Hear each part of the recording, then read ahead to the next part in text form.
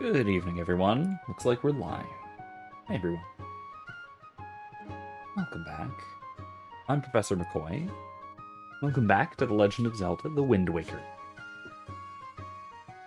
By the way, small little thing. Maybe perhaps not quite a pet peeve, but maybe like a peeve that I'm house sitting for. Typically, Zelda titles include "the" at the beginning, but The Wind Waker just seems especially awkward, particularly if I'm, including it as a title, right? So you'll notice in a lot of my tweets for the posts and stuff like that, I just say more Wind Waker, because quite honestly, if I'm going to say more The Wind Waker, I could say more of The Wind Waker, but I don't know, it feels awkward to me. I don't know. Maybe I'm complaining about nothing, but it just feels particularly odd. Anyway, so I'm just whining. Just whining. Anyway, how's your evening? How's everyone else doing? Hi, Grace. Good evening. Thanks for stopping in. Okay, outset. Over to outset, it looks like. Triangle Island. Star or something? Alright, well let's do outset, because that one's easy. I know where that one is. Yeah, it's right there. That's easy. Alright, let's warp, shall we? Wait. There we go. Anyway.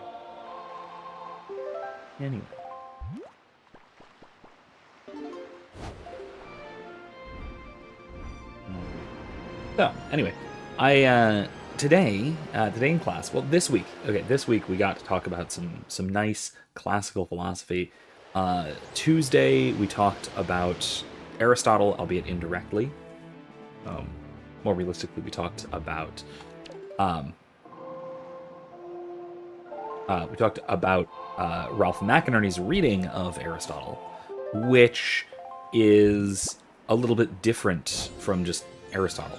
But I'll come back to that. We also today talked about Plato and talked about the Republic, which, man, you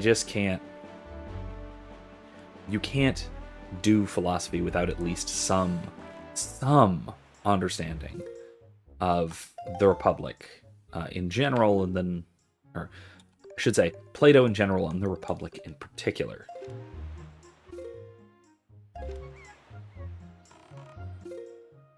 Perfect. Maybe not perfect, but good enough. There. To think, a shard of the Triforce was like 50 yards from the house I grew up in. Crazy. Nice. Only 3 more. Wait, hold up. 1, 2. Uh-oh. Interesting. Alright, well, that's fine. That's south... Yeah, Southern Triangle Island. There we go. Let's go. Honestly, looking at this, there's a very good chance we finish this game tonight. There's not that much left. I am actually just going ahead and doing the Triforce shards, just because we're out of side quests. Unless I'm going to do the Deku Tree thing, which, God, I don't want to. I really honestly don't want to do the Deku Tree side quest. That thing is tedious. But other than that, we're basically done. Grace says, Thursdays I don't do much. I'll always be in on the stream channel Thursday. As the things in the pipeline for helping with finding some kind of work, which I've been struggling with for years, for a year plus. Good. That's good. I'm glad that there's a something that looks like it's working out, or at least starting to, you know. Okay, yeah. There we go. That's good to hear. Anyway, so yeah, we got to talk about Aristotle indirectly on Tuesday. We got to talk about Plato directly today. So today was our sort of classical Greek philosophy week, which went well. It was a lot of fun. I always enjoy it. I enjoy talking about the classics. I enjoy talking about. I love Plato. I love Aristotle. I love where they. I love the. I think that the little but significant points of disagreement really help us to focus in on what they have in common, since they have far more in common than they have different, particularly in comparison to any modern school of thought. Where am I? My Beatles chart. Anything in particular here? No, just a shop ship. Okay. The incredible chart. Oh, there's another chart up yonder. All right, in the far east corner. What is that? Overlook. Interesting. All right, well we'll go there. We'll check that out. I think that's the last chart. It should be.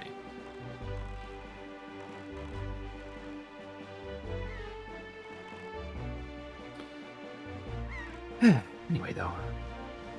Oh, I'm not going to get that. Oh, absolutely not. Nope.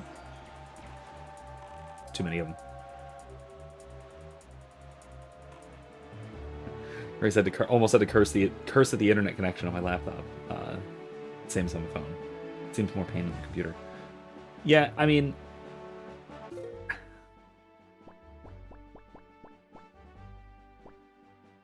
Oh, I need to really veer north. Whoops. Took a bit of a wrong turn. There we go. Hey, Amsimp. How you doing? We're doing pretty great, thanks. Family's doing well. I'm doing alright. Having a good time. I gotta say, I'm having a great time in class. I love this part of this part of the semester. Coming up next week, we're gonna start talking about papers. We're gonna start talking about the is-ought pseudo problem, which is one of my favorite little niche topics. So it should be a lot of fun. Yeah. So okay. Tuesday, we're reading McInerney. That's Ralph McInerney on his half a chapter directly about Aristotle. Sea hats. Now, McInerney on Aristotle. Okay, so McInerney has some very, very particular views of about Aristotle. He has some very, very specific and very interesting interpretations there. Oh, jeez. Oh, paper season is not yet. Not yet. It's close, but not yet.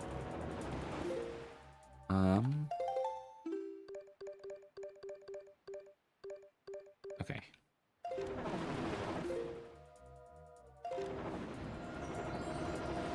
God, come on, really.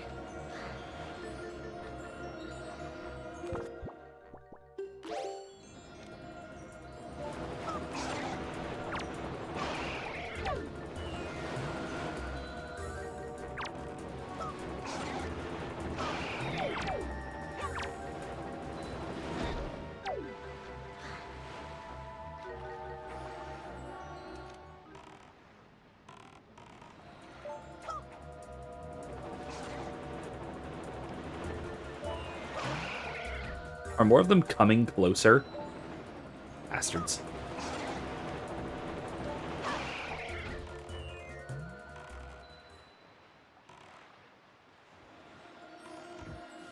I think this is right. Nope. I passed it.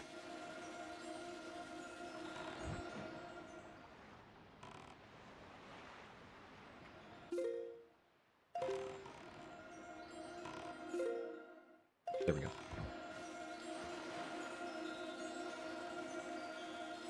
Yeah, the paper season isn't actually coming up for another couple of weeks.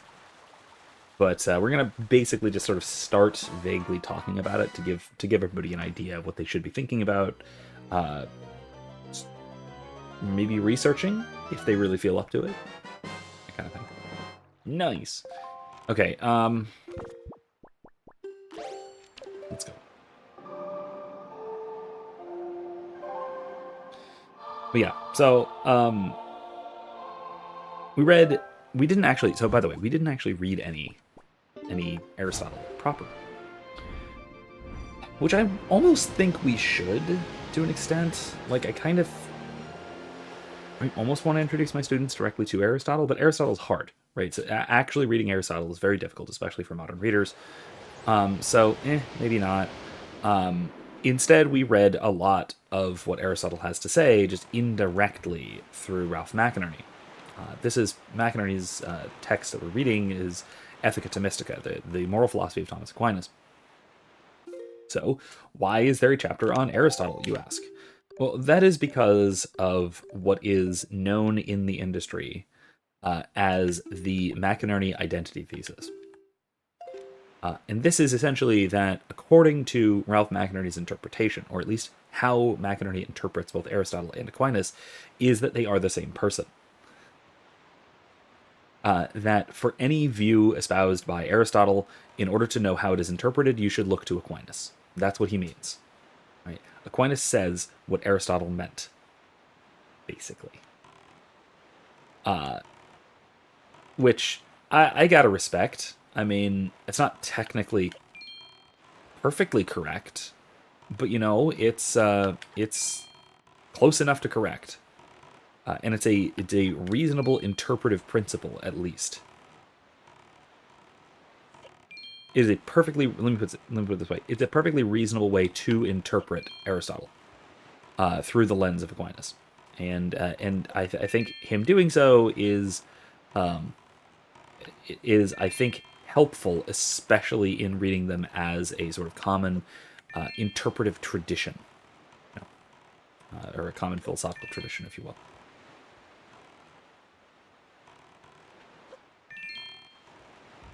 Okay. Oh, wait, wrong thing. I need to go faster. I'm gonna get hit with cannons. Zigzag. Serpentine.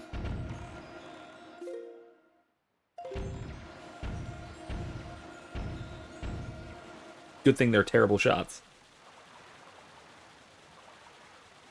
There we go. Grace says, I mean, I also always chose complex content that needed multiple extra sources to connect to the paper I was writing. Did I choose complex and interesting topics? Yes.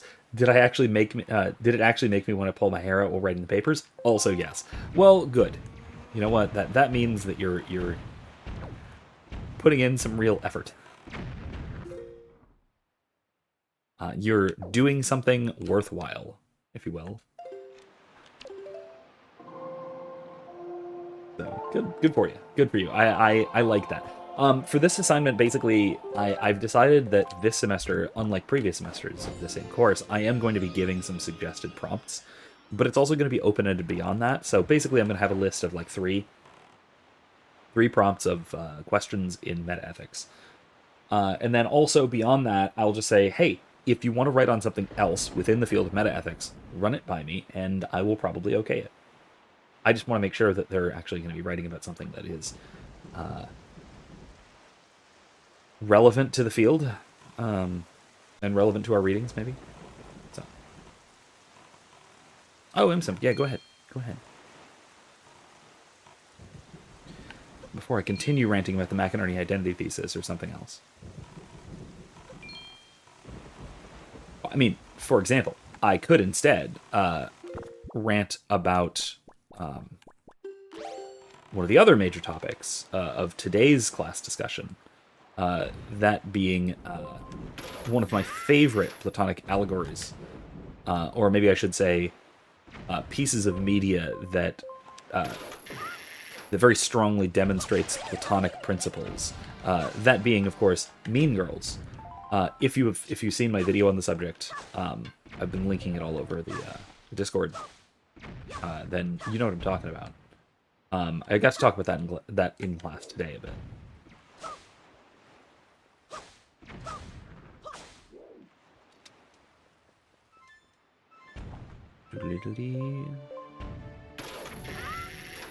Hey, Baze, how you doing? My week's been pretty good. I was just saying, I've been having a great time. I've been having a great time in class lately. We've been going through the classics.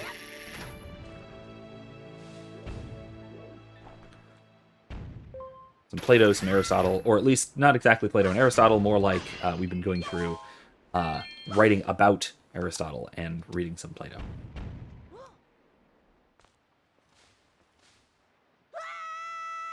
What day is it? Thursday. Also, October 3rd. I've already done this. Haven't I? Or is this another one? This is another one. Alright, let's go.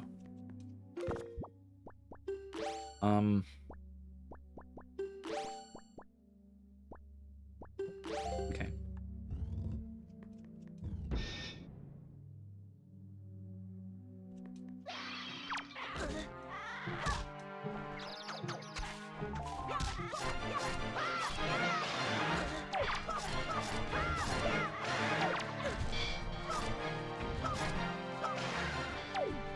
Well, that was easy enough.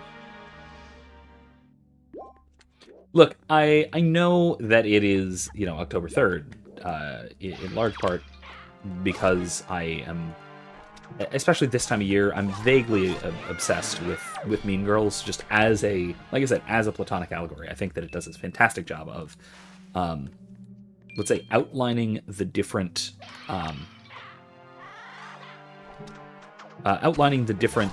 ways that one can be a virtuous or vicious person. So basically, my thesis is that the plastics more or less line up, not quite one-to-one, but very close, to the various models of the disordered soul, according to Plato in the Republic. Hey, Helena, welcome. Welcome.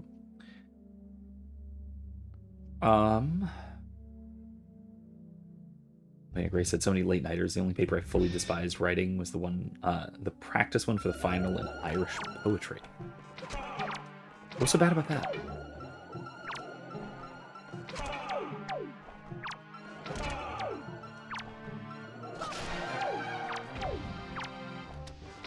I could have ran at him at that point, but nah. It's fine.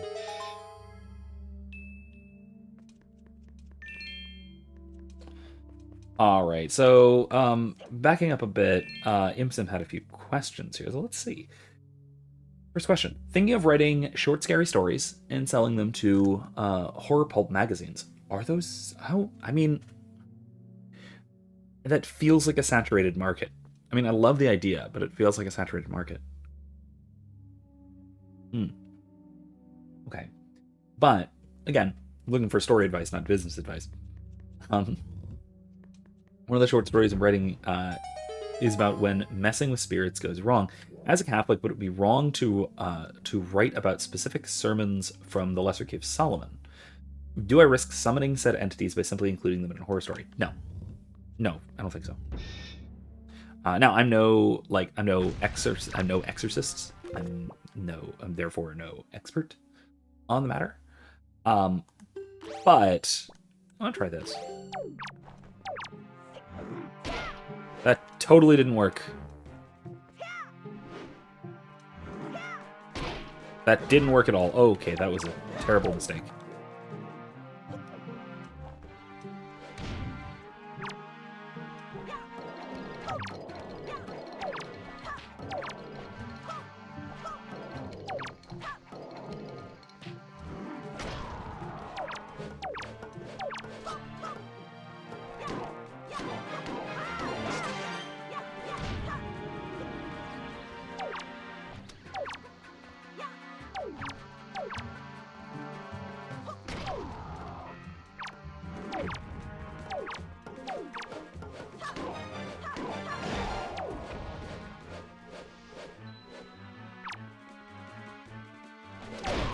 Oh my god, okay, well that kind of worked. Not how I had intended it to work, but it worked.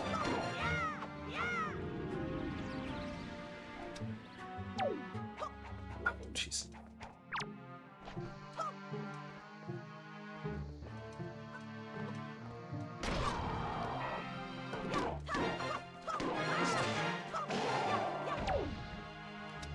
Anyway.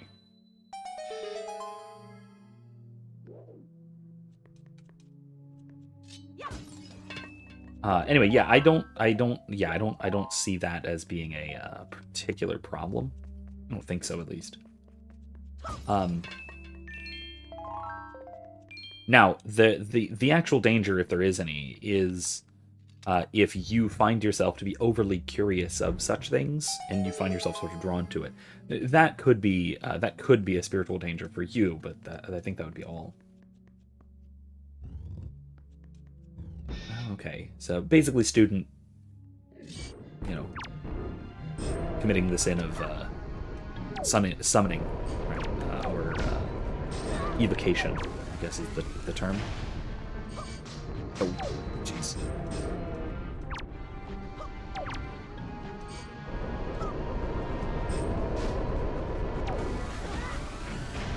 Ow, ow, ow. Ow, ow. Nope. Yeah, I think that would qualify as evocation, right? But yeah, I think that's a fascinating story. I dig it. I dig it. And it's an important.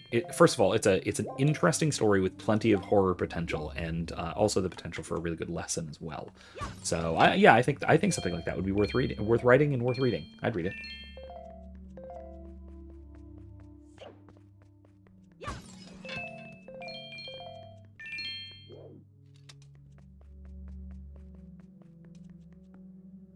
All right, let's see. Grace said the reading for the practice paper was painfully dense in language and theory. Part of Irish poetry and the problem of sex we did was the sociological, psychological theory in poetry and how they fit into each other. Lots of Freud and the like. Oh, okay. So it was more the psychology end rather than the poetry or the interpretation end that was bothersome. I understand that makes more sense.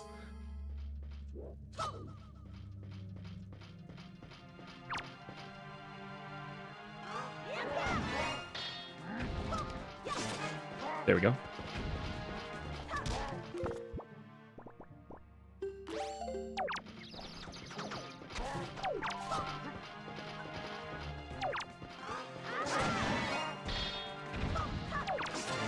There we go.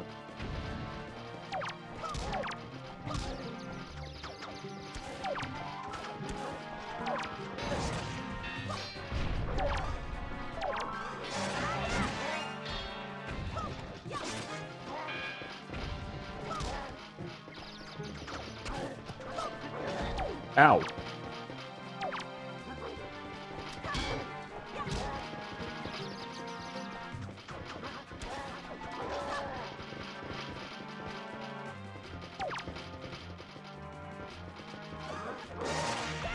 Ah!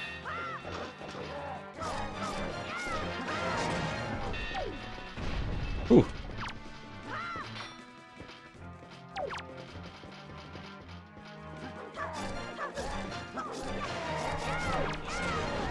Ow. Being able to see would help. There we go. Ow.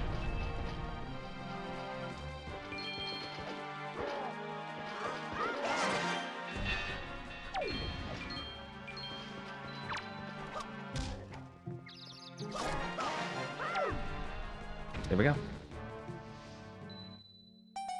Am I a literature teacher? No, I'm a philosophy teacher.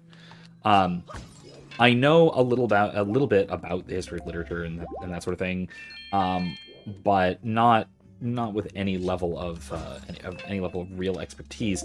My wife is the English major in the family, not me. Yeah, certainly not to the level of any kind of professional expertise. No. Yeah, my area of study and area of teaching is philosophy. Particularly, I focus on broadly speaking, pre-modern. more specifically in scholastic metaphysics and metaethics, if that means anything to you. Um, if not, I've got plenty of videos on my channel about it, so there you go. So yeah, if as you say, if you're not drawn to it in any real way, again, I don't think it should be a problem. Um, it's, I mean, interested by the subject is different from a kind of fascination with it, which is the unhealthy version. Um, particularly interest where the part that interests you is the defeat of evil and watching the say heroic representatives of the church, as you say, overcoming Satan and overcoming the devils.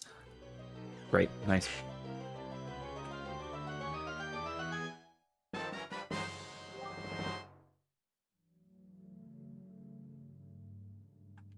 Nice. I think last. Try first chart.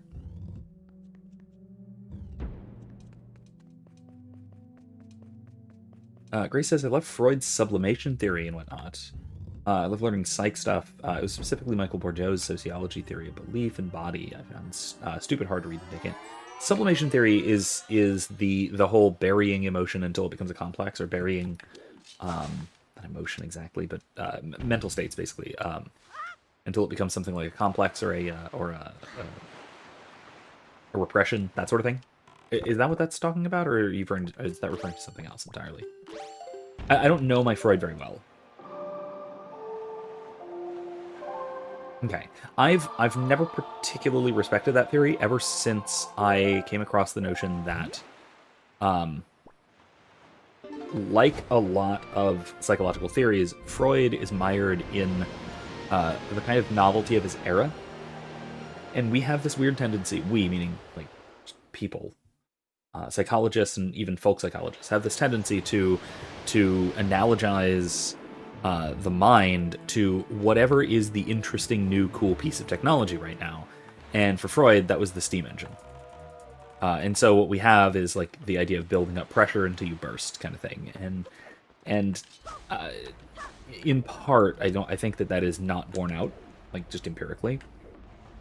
But in part, it's kind of, not to use his own methodology of his own and others' methodology of genealogy against him, but we can see where the idea comes from. We can see why he comes up with this idea, and further why it works.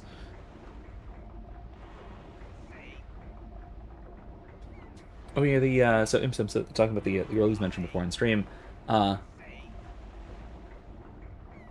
dated in college, broke it off saying she wasn't ready. You waited. It's been 3 years since we last dated. Kept in touch, dated 3 other people. Each time she's gotten mad and accused me of cheating. And now we're in a weird situation, so she doesn't trust me enough. Even though it's been over a year since I was in that last relationship. I brought up the idea of me traveling to see her. She says she doesn't trust me enough to have me visit, and says we're in a situationship. Oh my god, no. Okay.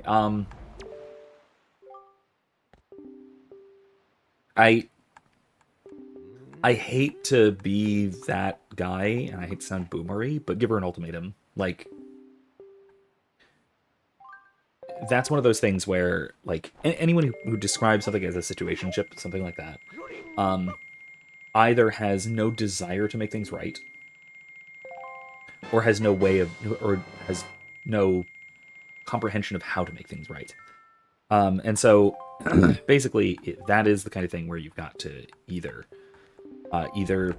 move on, and both of you, both need to move on, and you need to make that clear that that's what's happening, or actually talk matters through and discern something beyond that, discern something more real, more significant together.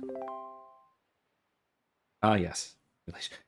My wife, my wonderful and probably correct wife, says dump her. Yeah, like I said, ultimatum. Give her the chance, but also be ready to let it go. That is what I would say, at least. Again, I haven't dated, or let's at least say dated someone new, been married for a while. My wife and I have been together for, oh gosh, what, 13 years plus now? So when we were flirting and courting, it was a very different time. So there you go.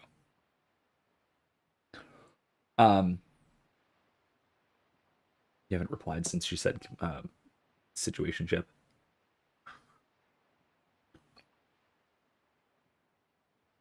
Yeah.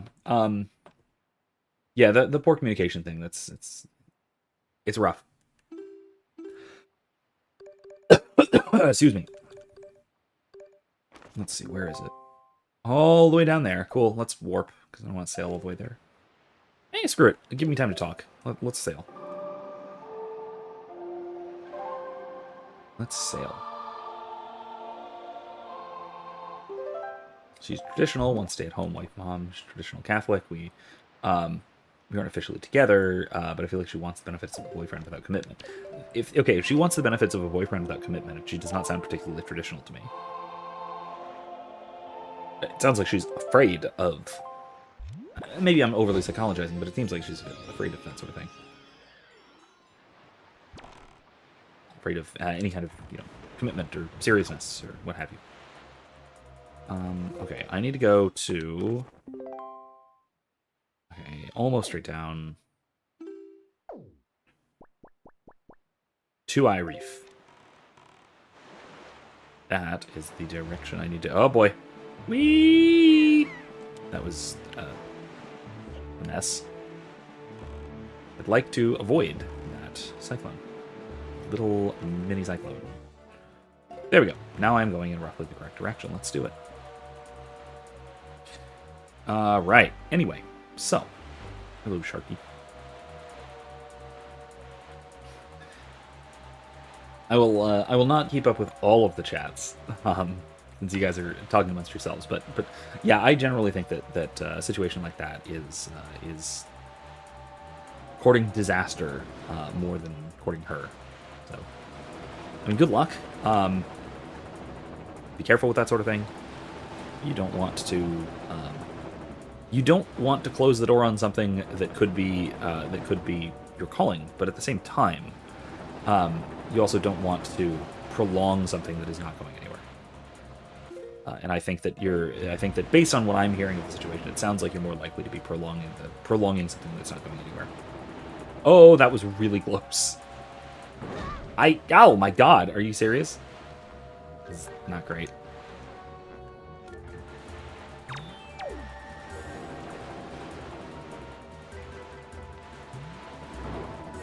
Hey, that was interesting. Okay, hold on. I am apparently actually gonna run into some problems here. I don't know why. Never run into this many problems just sailing in a straight line. Anyway. John says people don't really grow up these days until their 30s. Hear, hear. I hate it, but it's kind of true. Honestly, look, you grow up when you receive one of the sacraments of vocation. So when you either take religious vows or holy orders or matrimony, that's when you grow up, really.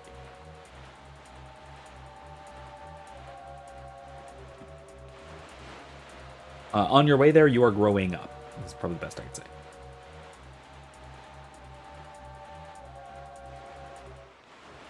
Emotional parole officer. Well said, Grace. That's a good one. That is a good one. Uh-oh, uh-oh, uh-oh. Okay. Hold on. Let me double check here. Something wrong? Is anybody having issues with, like, buffering and stuff? YouTube is telling me that everything sucks. I hope that's not true.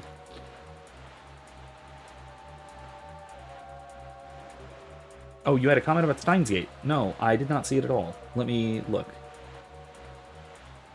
You may need to repeat, Base.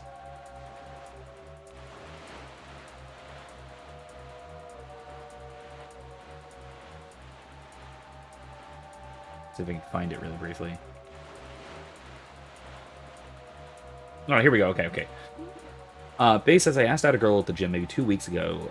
She already had a boyfriend, so that didn't work out. Okay, well that's a good reason not to work out. But we had a good conversation anyway. She got me into Steins Gate. It's amazing. I haven't seen it. I've vaguely heard of it, but I haven't seen it. Wait, hold on. I have one important question though. You were at the gym, and it didn't work out.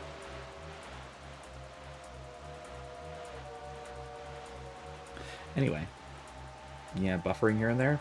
All right, hold on. Give me a moment. I'm gonna disconnect and reconnect really quick. I'm not gonna cut the stream off or anything, but please stand by. Wait, no, not like that, not like that. Please stand by. Error, error.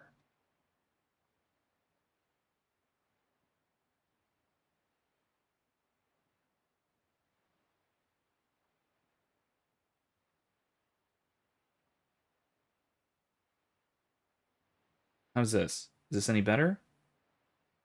Maybe? Hello?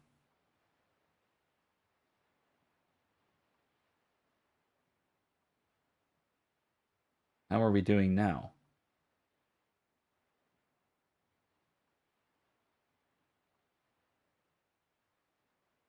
I'm not live anymore. Shoot. What happened? It says I'm live here, but not here.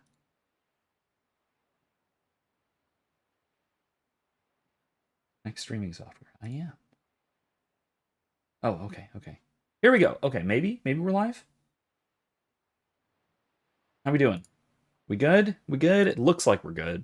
Okay, you can hear me, you can see me. If it keeps buffering a bunch, somebody let me know and I'll see what I can change.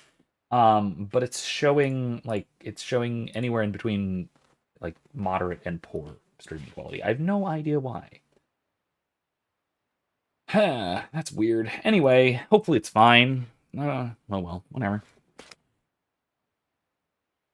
Oh, you picked the beginning of COVID to move out. Yay! I picked the beginning of COVID to essentially stop my PhD program. So I was going to go on hiatus, but it turned into COVID. So, yeah. Anyway, one of those times, you know.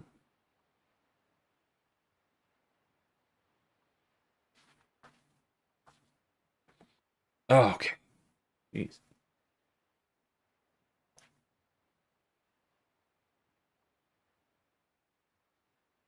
Anyway, yeah. So adversity is required for growing up. I tend to agree with that. Yeah.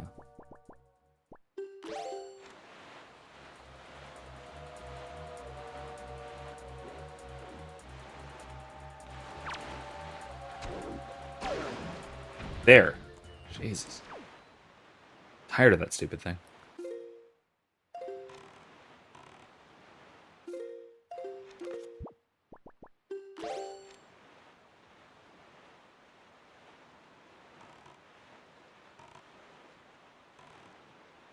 Yeah, seems immature and maybe manipulative. Yeah, that's a real possibility. Yeah. Again, I can't say. Again, I don't know her. I can't quite say for sure, but it does not sound like a good situation, broadly speaking.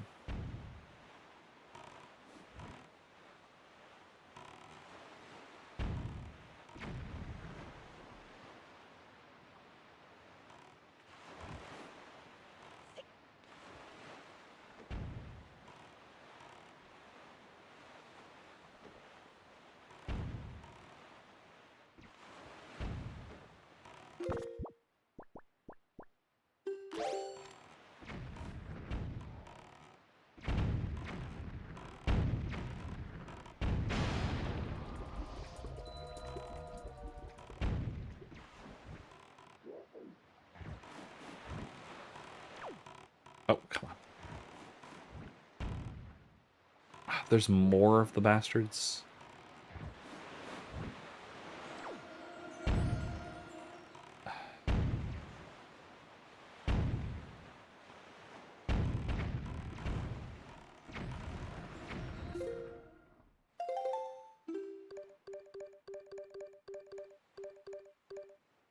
Okay, heading towards it.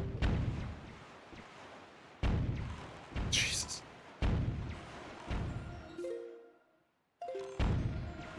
Ah, damn.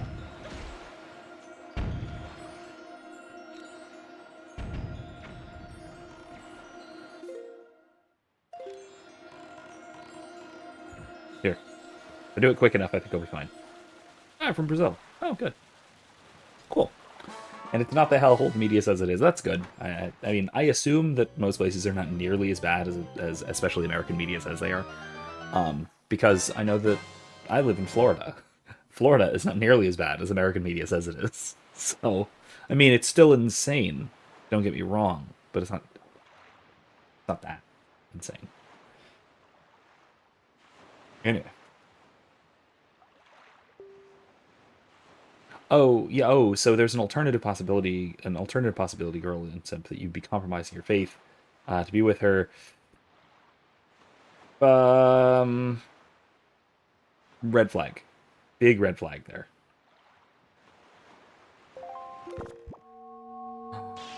We did it! Oh, Brazil's too human for John. Anything is too human for John. John, you live in the desert. Well done, Link. With the shards you have collected, the Triforce of Courage is now complete at last. We must make for Hyrule. Quickly. Which way is that? I mean, actually, wait, I can just warp. I'll just warp.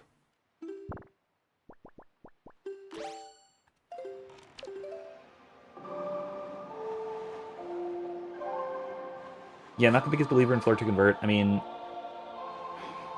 maybe can work. Worked for me, but more or less. But yeah, don't bank on it. Don't bank on it.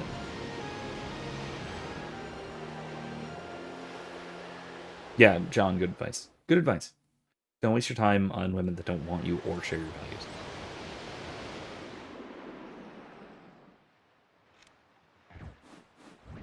Now, also, should I assume that these friends are aware of your faith or not? Because I know some things about your situation that might impact that somewhat.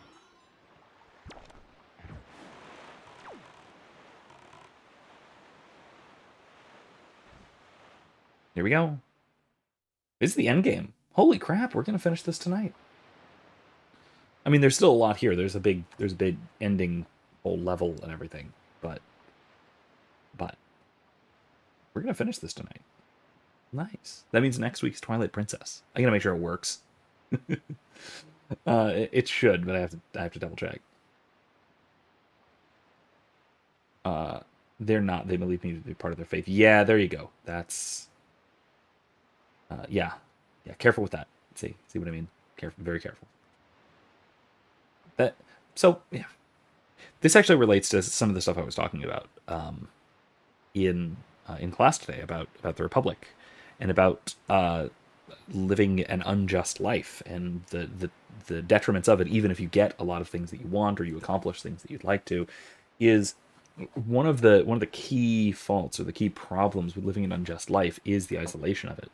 That you simply cannot confide in anyone if you are essentially living a lie like this, and it basically prevents you from having any meaningful relationships because you can't share your whole and your real self. And so it's a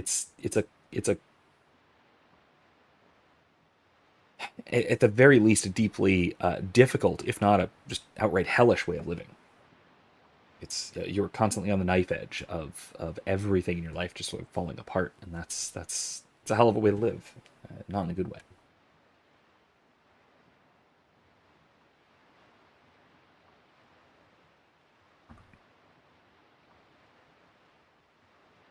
I didn't listen. I didn't give a lecture on your whole life, but if the shoe fits, well done, Link. You must show the Triforce pieces you have assembled to the gods. Oh yeah, keep it here in my pocket. You did ask.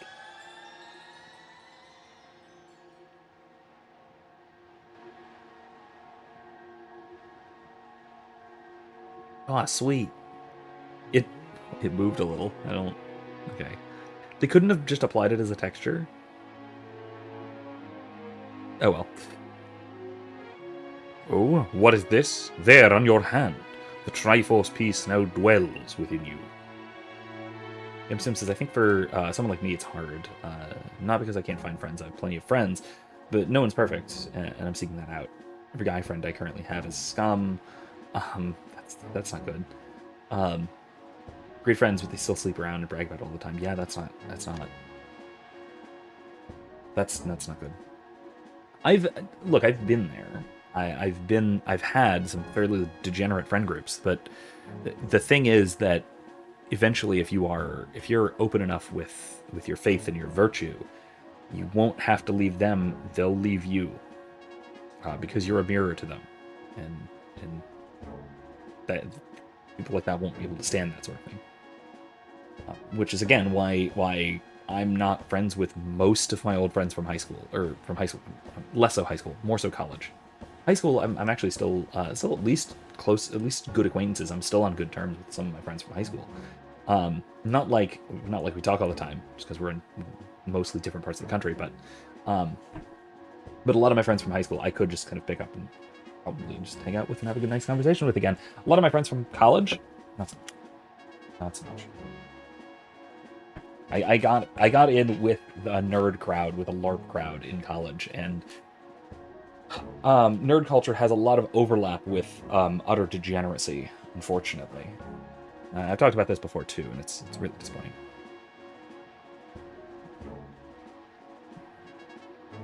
Hard to find Catholic friends who want to work on the faith. I think other Catholic men see each other as competition, with limited women in their traditional Catholic circles. That's a really bad assumption. You're assuming people are just malicious by nature, and I don't think that's right. Particularly broadly speaking, traditional Catholic men, although maybe not like the rad-trad types, but relatively traditional Catholic men don't tend to be that backbitey. I don't think so. Welcome back, Paze. Yes, good pun. Good pun.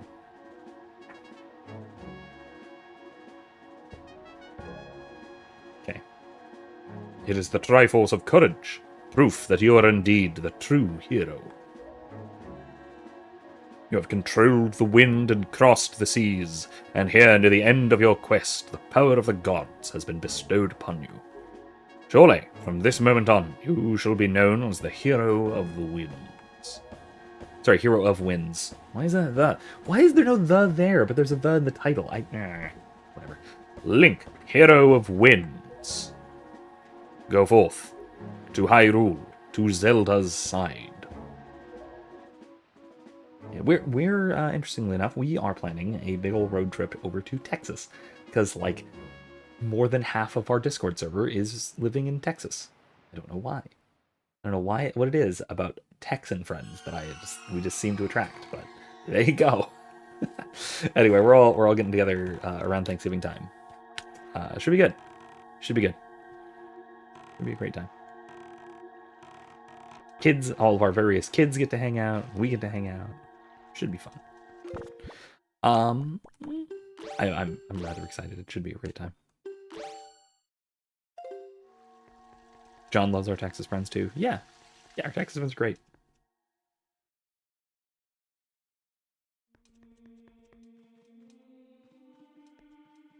You bastards broke my statue. Or the statue of my ancestor, but still, whatever. You broke my damn statue.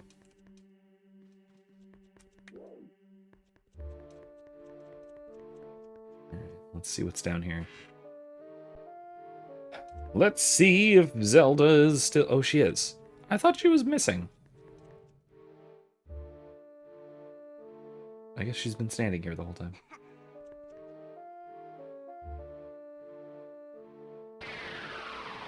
Oh. Right. You have deceived yourself.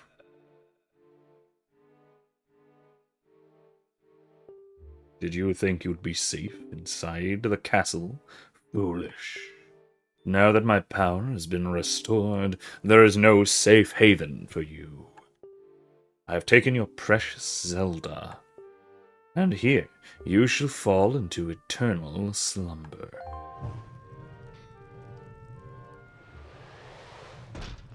Oh, Dark Nuts? No.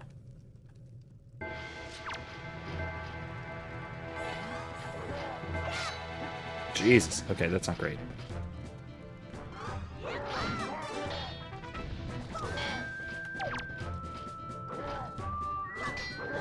Ow! God, okay.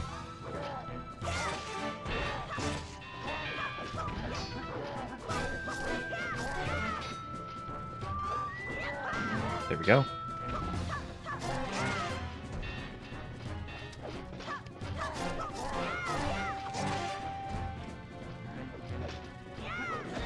Ooh. Oh, jeez.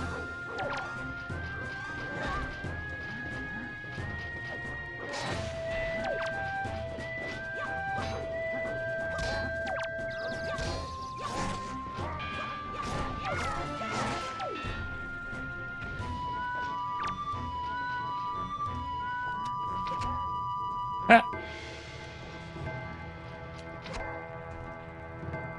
Am I really doing this? This is dumb. Come on. Bring it. There we go. Easy. Not easy, but... Hey. Grace says she likes just about everybody in the server, but doesn't necessarily agree with everybody. Which, good. No one should agree completely with everybody. Like... Nah. Not even me. Like, you shouldn't even agree with everything I have to say. Even though I'm right about everything, you still shouldn't agree with everything. That would be... Especially not just because I said it. Right? Come to your own conclusions. I mean, come to my conclusions. They're the right ones. But come to them on your own. Anyway.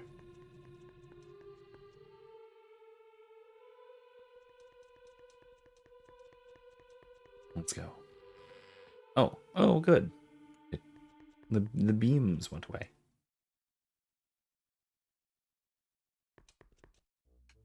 Yeah, of course I say I'm right about everything when you're right here. You're right about lots of things, too. Probably not everything. But, yeah, you're right about lots of things. Oh, no. My bones.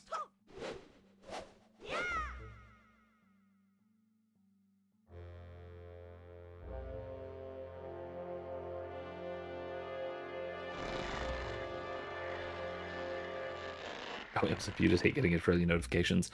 Understandable, I suppose. I mean, you can selectively turn things on, right? Or just, like, set it to replies only or tags only or something like that. That might work. Honestly, you could also just turn off notifications and, like, only check it when you, and, like, only read it when you want to check it. Yeah, nothing wrong with that.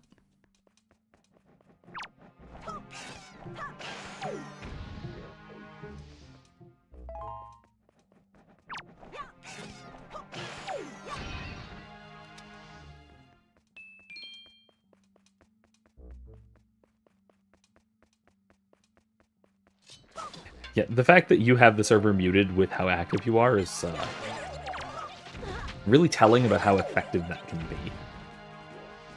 You can perfectly well mute while still being like very active. I could just run past all of these. They're just chew jellies. They're just chews. Yeah, I'm just gonna go past them. This is silly.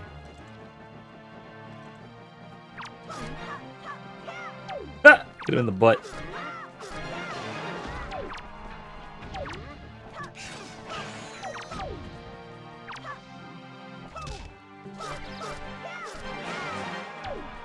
There we go.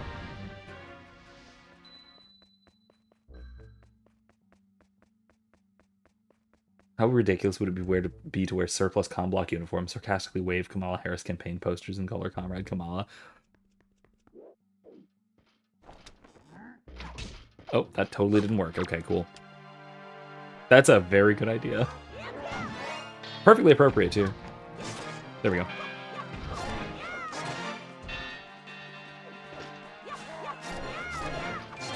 Yeah, that absolutely strikes me as the kind of thing that me and my political activist buddies would have done in college. Absolutely.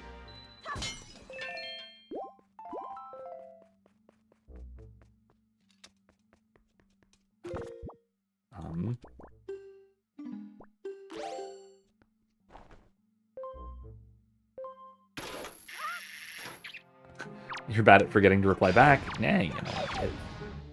Again, I would not worry about that sort of thing because I do that too, and it's my own. It's my own, like, at least mostly professional server, so it's semi-professional server.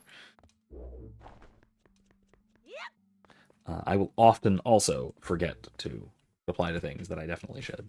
Hell, I forget to reply to, like, emails from students from time to time, so don't feel bad.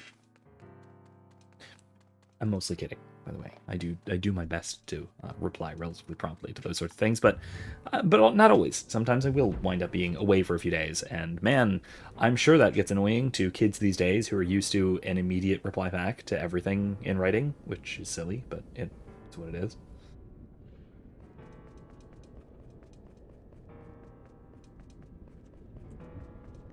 Hmm.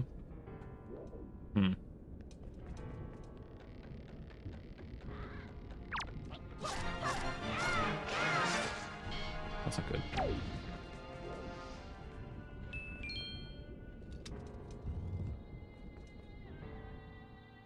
Yeah, like I said, I'm not a fan of the whole, like, this notion that you should always just reply back immediately to things. I think that is a really destructive way um, to approach I guess, a medium like email, which the whole point of which is asynchronicity.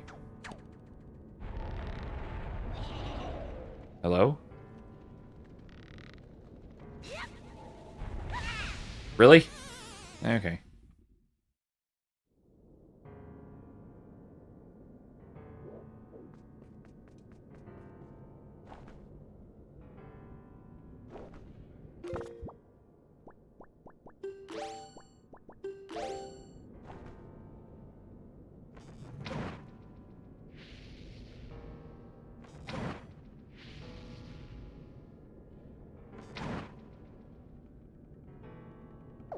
That didn't do it.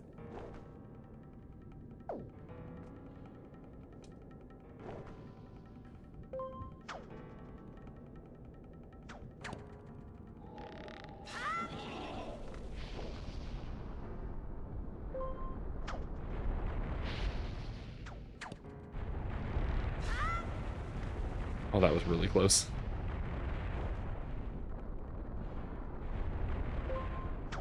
Okay.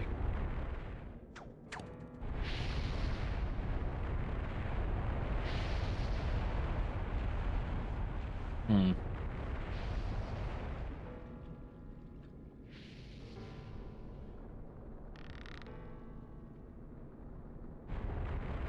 I mean, also, yeah, if a topic disappears on you, that's also an interesting, but that's a problem that is hard to solve just due to the nature of something like Discord, as opposed to a more traditional comment section, the kind of thing that you'd get on, like, Facebook or a blog or whatever like that. Discord has the downside, as far as I'm concerned, the downside of being a live conversation. I'm not a fan of that format as much. Oh no. I know what I have to do. It's annoying, but I know what I have to do. At least I think I know what I have to do. Let's try it. Yeah, it works. Cool. I thought.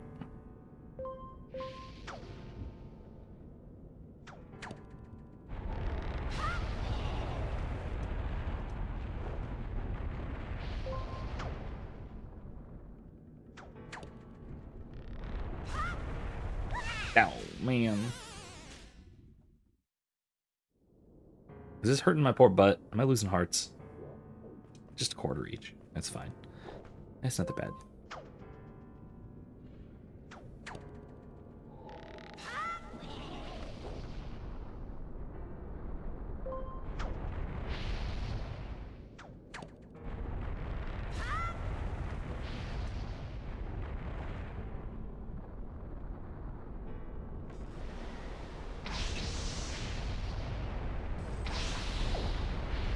Oh!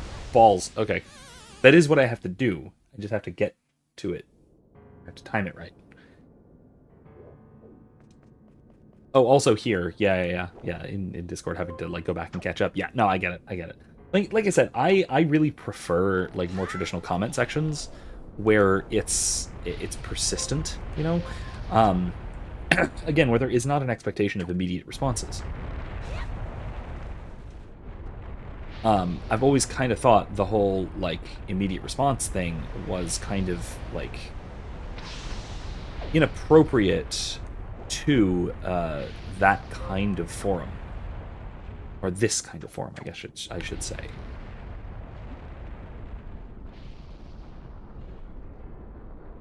Oh, this is very bad, very bad, very bad. Okay, come on. Ah, really?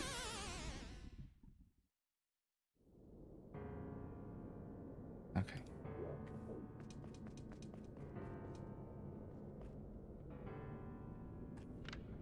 Okay, wait, hold on.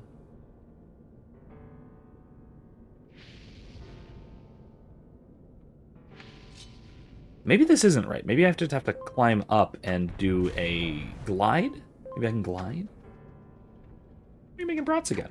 That's good. We had, Erica made brats for lunch. Good. I mostly had leftovers for it, but, then we made soup. Oh, I'm on fire. Substantially on fire. It's not great either.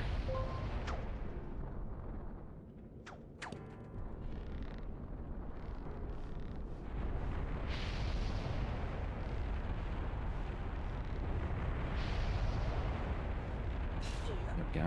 What if I do this?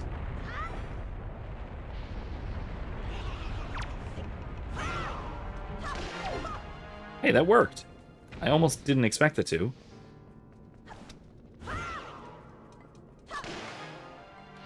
Awesome. Can't believe it.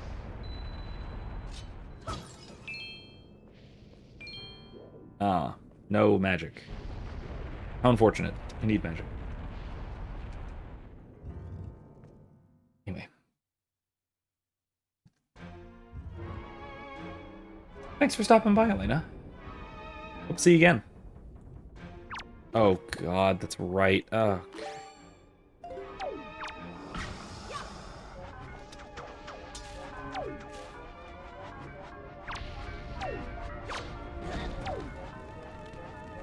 Oh, okay, I remember this. It's, oh, God, it's a whole boss rush, isn't it?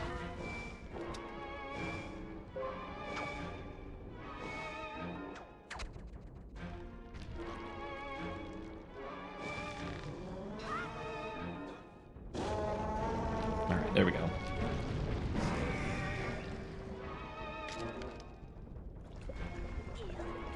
Yeah, Grace, so Grace said, let's see,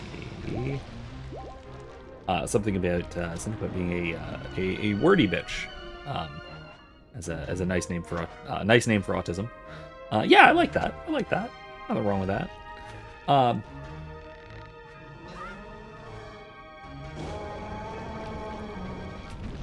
See, I respond to private message notifications even when the person I'm chatting to understands the ADHD time blindness.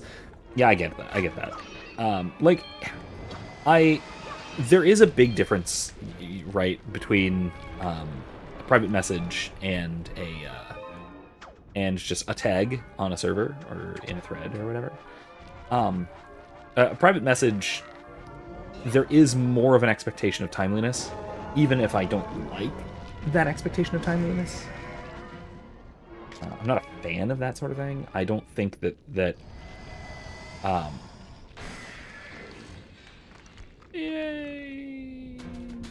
I don't think that it necessarily should be.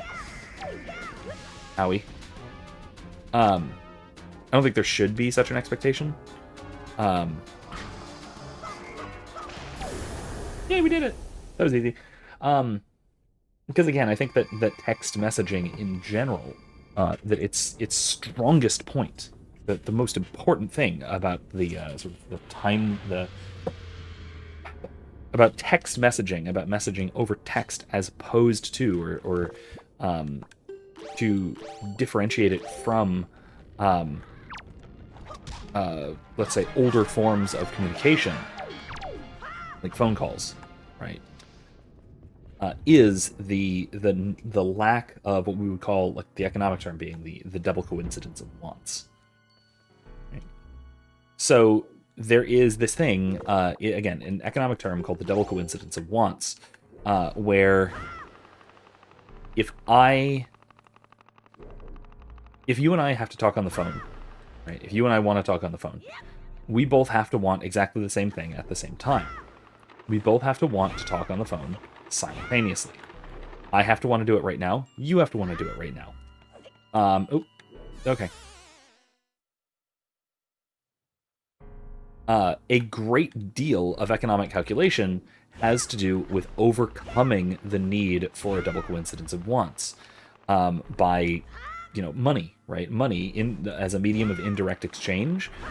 Like, that whole thing, like, basically one of the major points of money, like I said, as a medium of indirect exchange. One of the whole points of money is to eliminate the need for a double coincidence of wants. That I can want to do something right now, and you can want to do the same thing much, much later, and it won't be a problem, just because I can do it now. I can write you an email now, when I have free time, and you can respond later, when you have free time. And that is basically a phenomenal solution to a problem in communication that has arisen over the last, few decades. Oh, wait, I need to do it right there. Okay, cool. I see it. Missed. Still missed. Still missed. Hate this.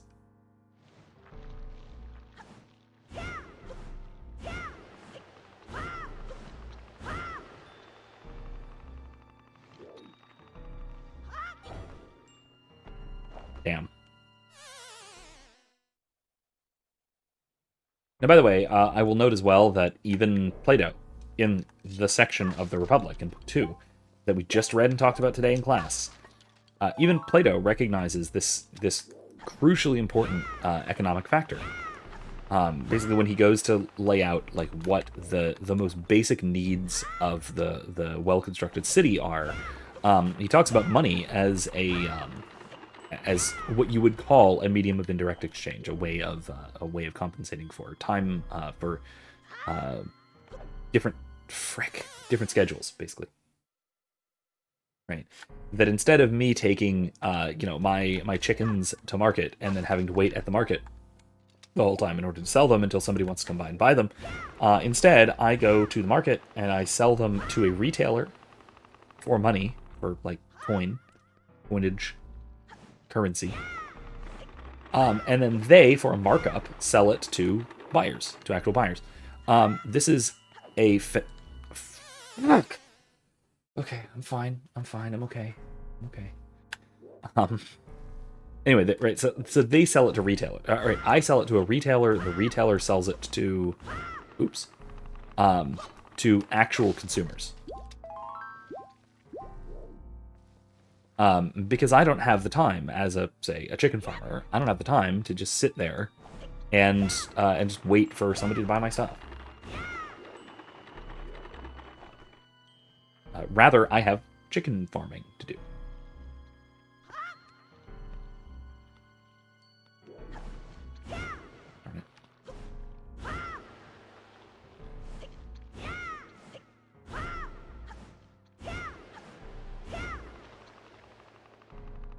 Okay, don't move.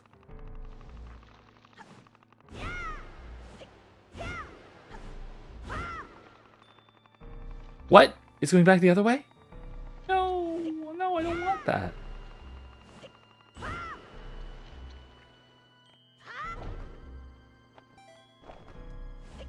There we go.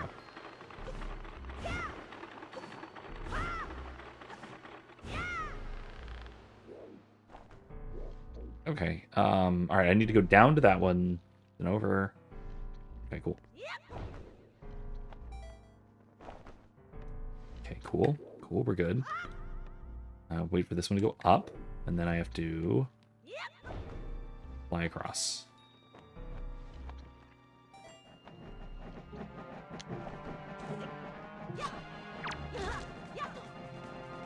Just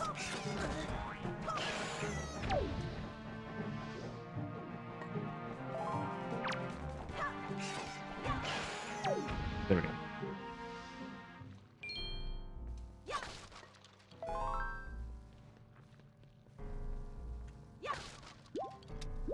There we go.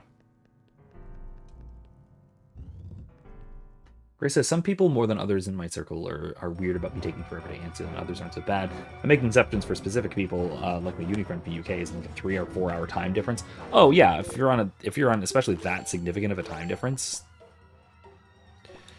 yeah, it's hard to be on, you know, on time exactly in relation to one another.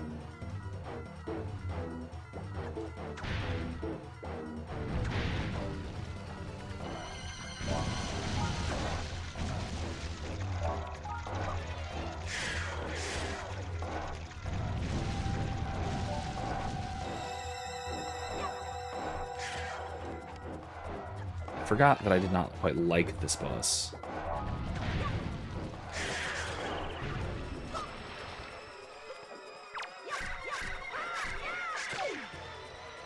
And it swallowed me. Great. I thought that was going to be able to kill it in one shot, but I was wrong, unfortunately.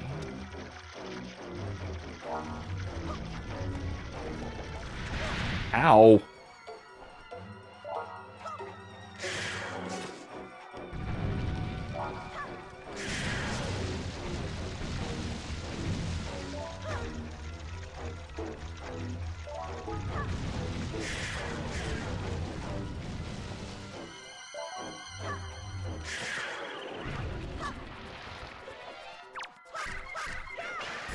There we go. Got him. Yeah, like I said, especially if a student emails me like outside of office hours and they get all peeved that I didn't respond immediately, like, come on, I'm not in my office. Like right now, if I were to get a student email right now, if I were to get a little ba-doom in my headphones, because I do actually get notifications from these things, I would ignore it.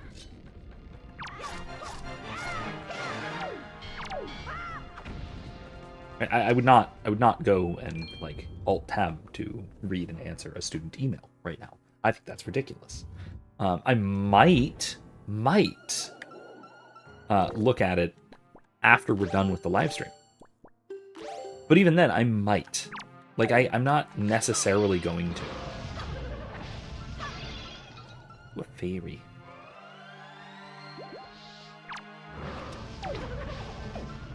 Bastard. Oh, love it. Are my streams my office hours? No, not officially. Not officially. Although, like I said, I will always prioritize an actual like official like class related question on here, whether that's from a real student of mine or not, or just one of you internet people.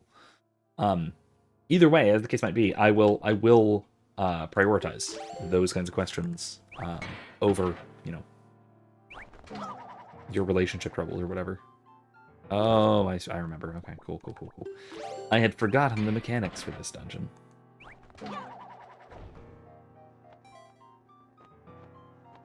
Have to go around it.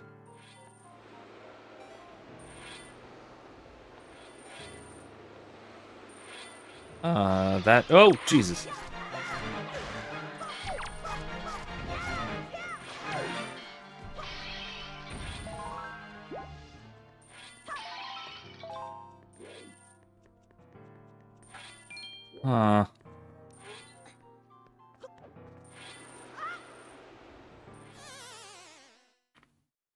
Okay, well.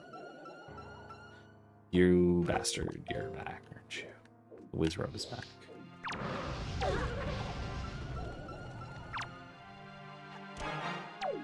Bah!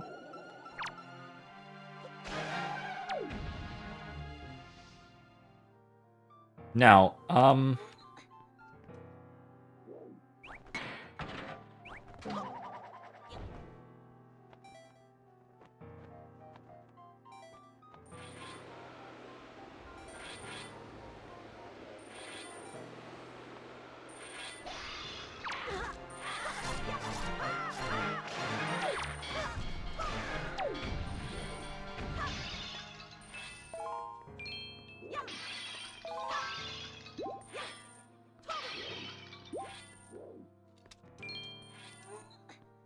Can I...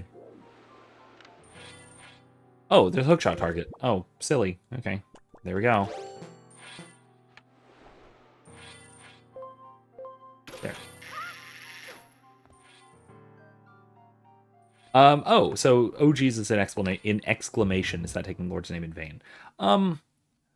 Maybe, but if it is, only extremely minorly. I generally do not think so, right? I don't think that that sort of thing, exclamations, if you will,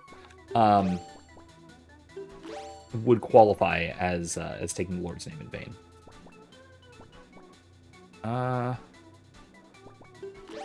No, wait, I won't. Just in case. Because an exclamation, it can, now, to be fair, it can be.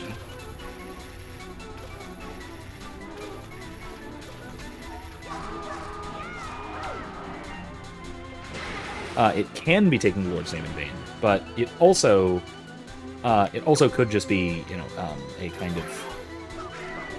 of exclamation, but exclaiming about and towards something that is respected. Because there's nothing innately disrespectful about it, I don't think, and nothing. It's not a curse, right? Just about any instance of God. Well, I can. Okay, I can. Okay, there's a difference between mention and use. So any instance of "God damn it" quote is almost certainly a curse. In other words, is an inappropriate use of the Lord's name, with rare exceptions, right? So if there is something that you would genuinely curse in that way,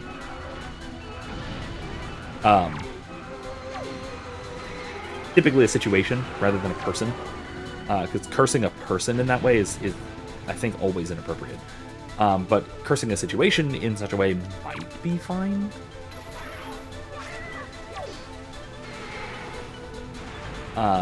Again, it depends. It might also be far too serious for a given situation, or something that does not merit such an extreme reaction. Right.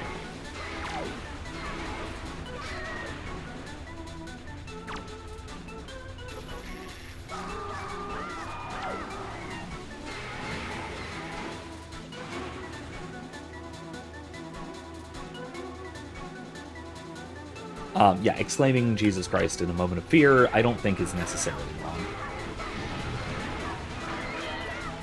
It might not be the best habit to be in, right? Because it can be wrong. Under the wrong circumstances, certainly could be. But I do think that it could be perfectly fine. One way of doing this, of sort of altering the habit, is rather than just like stopping yourself from proclaiming the Lord's name, stop doing it in vain. Right? Turn that instance of like sudden panic into a moment of prayer, or whether that's supplication or apology or penance or whatever. Change your mind rather than your actions, or rather than your words or your behavior. And so for example, if you exclaim Jesus Christ or something like that, intend that as calling out to Jesus Christ. In which case, yeah, it's not taking the Lord's name in vain, because then you're calling upon the Lord. Simple as that. And there's nothing wrong with calling upon the Lord, particularly when it is appropriate, you know. So there you go.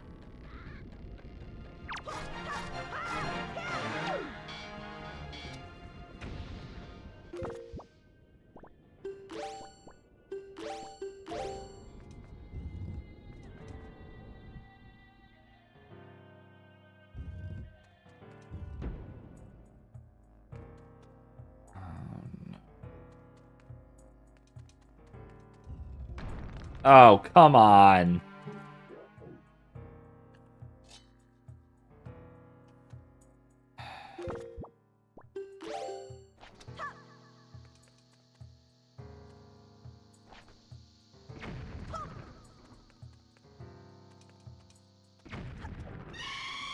No, come on, no.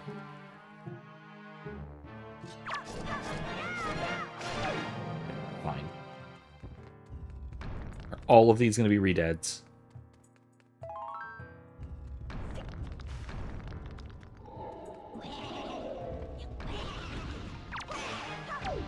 Okay, that worked.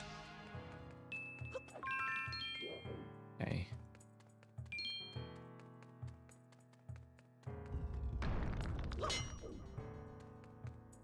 That spooked, okay.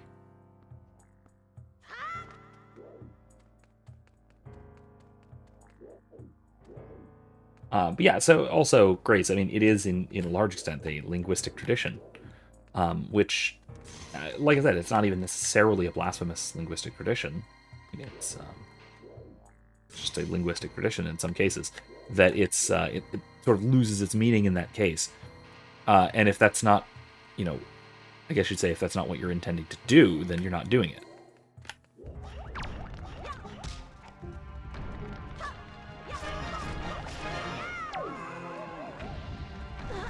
Ow.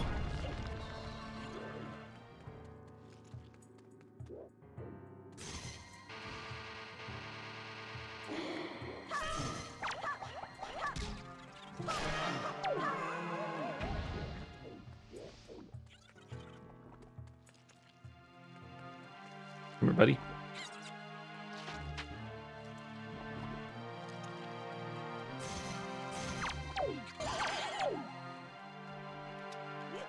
Okay, here we go.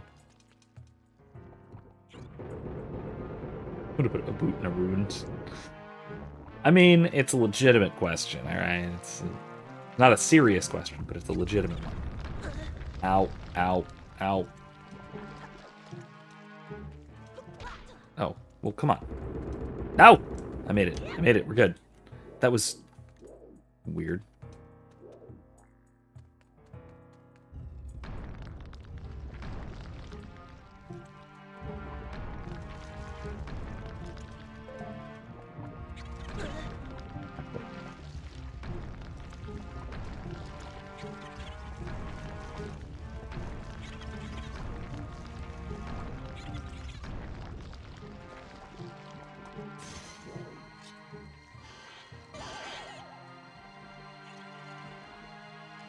There. Okay.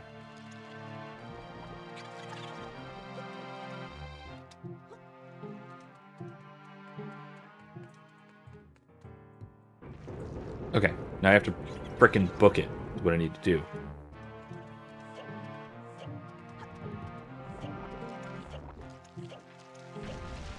Oh, come on. No!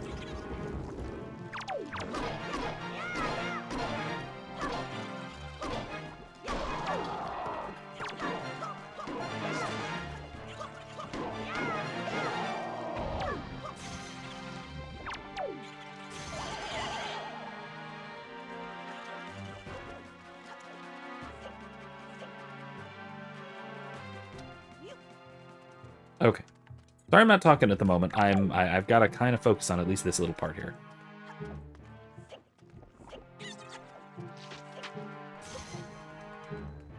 Okay, we're good. We're golden. Okay, let me catch up with the chats before I go into the into the final boss room. Not final boss, the next boss room. Boss room. I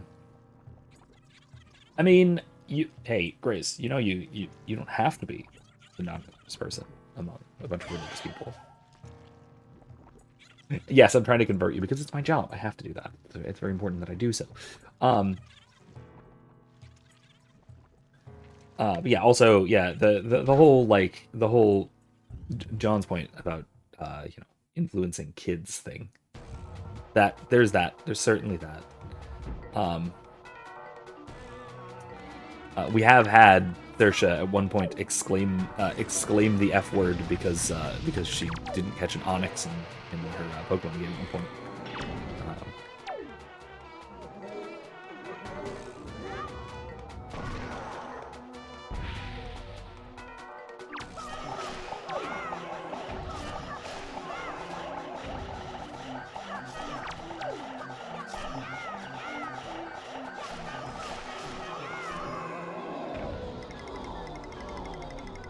Will we live to see another ecumenical council, and what'll it be on? Yeah, maybe. No, really. I would not be all that surprised if we did. To be fair, I also wouldn't be all that surprised if we didn't, just because the church moves at a snail's pace, right? At the pace of ages, rather than of years. So yeah, I would not necessarily be expecting another ecumenical council in our lifetimes, but I would not be all that surprised if we did see one. Because it's there are a lot of crises in the church. It could well have something to do with the various heresies of the a lot of the heresies that we're seeing right now. It could have to do with a lot of the things that have come up in the 20th century. Be that, sexual ethics, be that nationalism, whatever it might be. But something to keep in mind, right? This is actually relatively important when you're thinking of sort of long-term church politics, is that the church only deals with issues once they come up, right? The church doesn't deal with something if it isn't an active concern, right? So things like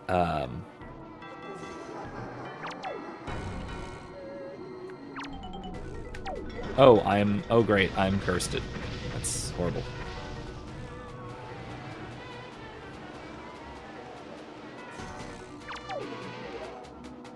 Really?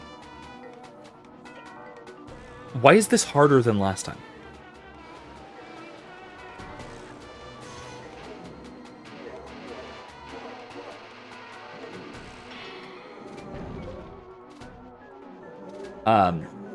So that also means that the church will, if we have an ecumenical council, it will probably deal with issues that have been serious concerns for a generation or so, right?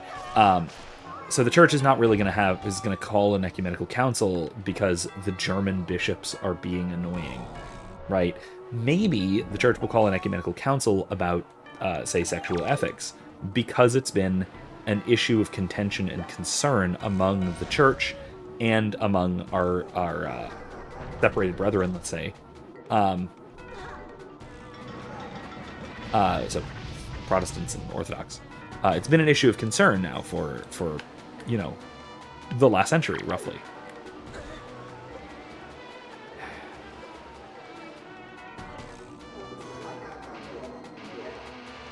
And because this has been an issue of concern for so long, I think that there is a more of a serious chance that it'll rise to the level of significance needed to actually call an ecumenical council. So maybe something like that.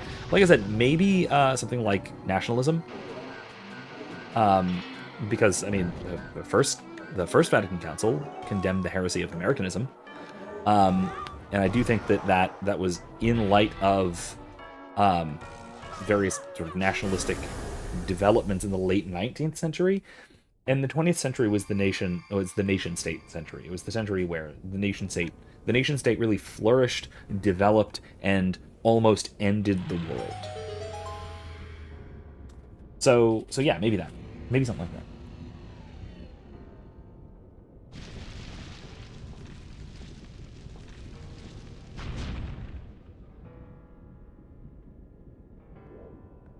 I don't know.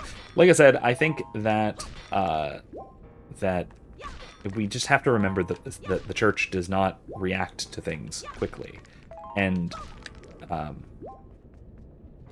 the magisterium is almost never proactive. It is always reactive, and that's designedly.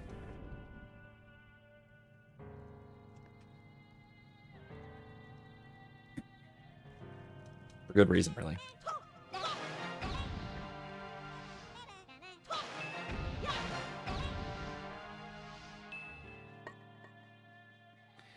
Okay, let's see. What are we doing? What are we doing?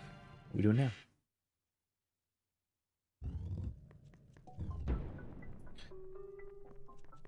Yeah, I did not default to, so in terms of grace and what naming for here, I did not by default call you Grace here, because I, by default, assume that people do not want, I by default assume people don't want their names shared if they have a screen name on a particular website or whatever.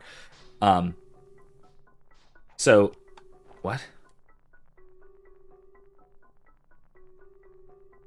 Oh, it's in order. Okay, it was, yeah, Goma. Go. That one. Yeah, no, that's right.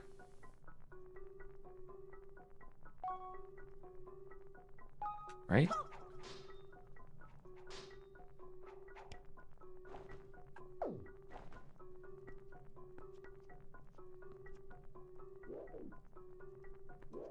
Okay, let's go the other side then, I guess. Listen, fine, John Shepard. I will call you your screen name.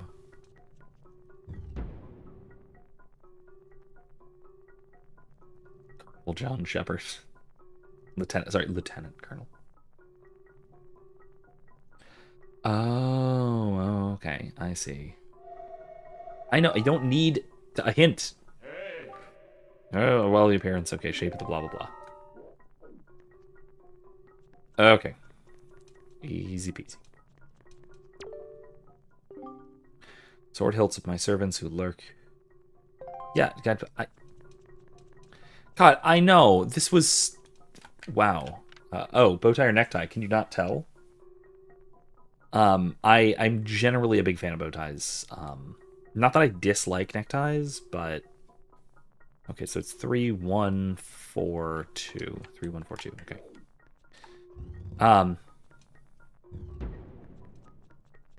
Not that I dislike neckties, it's just I don't really wear them anymore. I used to sometimes, but I like the neat and tidiness of...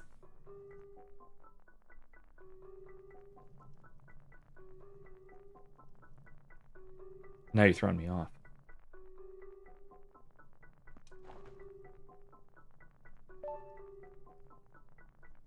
Or was that the actual order? Did it just show it to me in the proper order? No.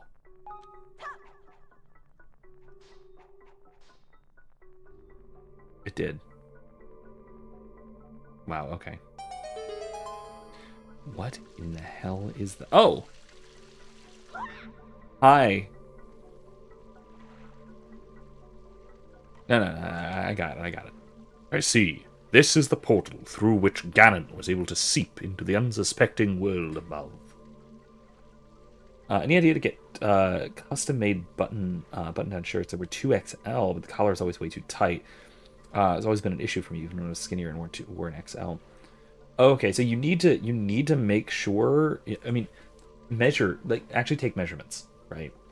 Rather than going by size, because yeah, dress shirts are usually either large XL, double XL, whatever.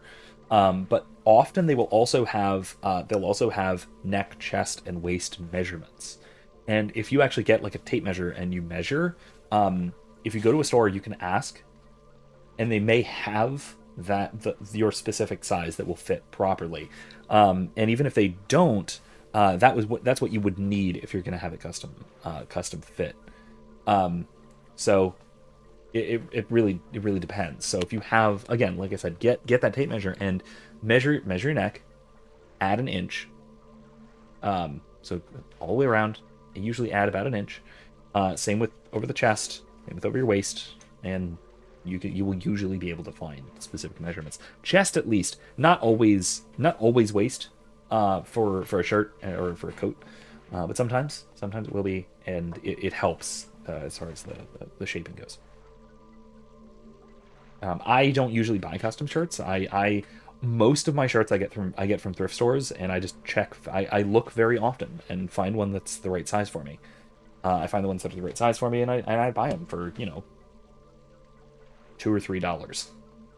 Like this beautiful pink, very Wednesday shirt. I got at a thrift store across the street, or I think the one right across the street, for like I said, for like $3. Good deal. Link, we shall make use of this path that Ganon created for himself. If there is anything from the world above that you believe you need, Then climb into the boat and enter the column of darkness. Nah. Bye. I'm gonna save, though. Just in case, you know?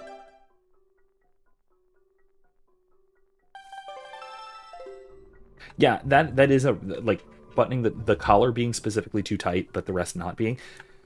That is a common enough a real significant problem. Ooh, excuse me. So yeah, that is this right? I don't know if this is gonna work. That can be a real and significant problem. So I would not discount that and just say that, oh well, I guess shirts don't fit me. Like I said, it could just, like I said, it could be that you need specific sizing for a specific part of your body or whatever.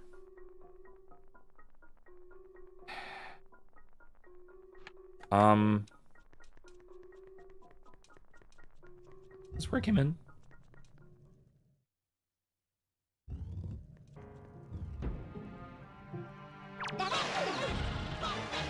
Bastards.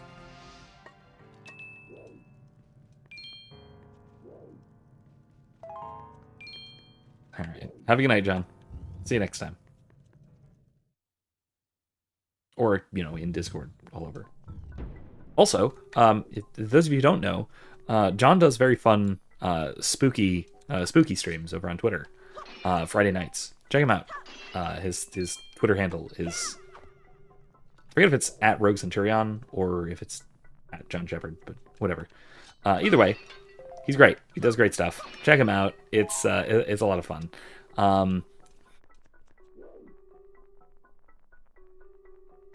Is this way? Oh, you've been YouTube this week. YouTube and Twitter. Oh, you're multi-streaming. Fancy. Did that... Oh, it did work. Oh, hi. Hello. That was very sudden. Oh my god! He magic missiled me. That's not fair. That's not fair. Why would you do that?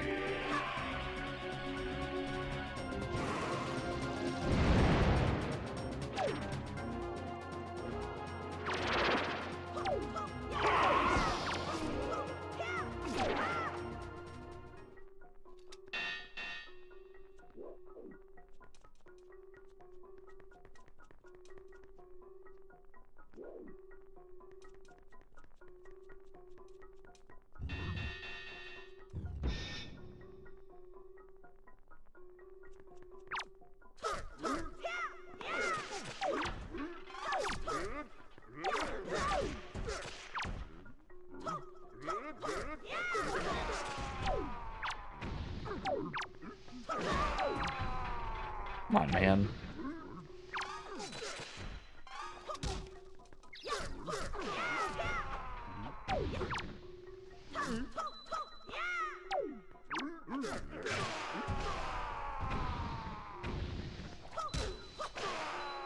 Wow, okay, cool.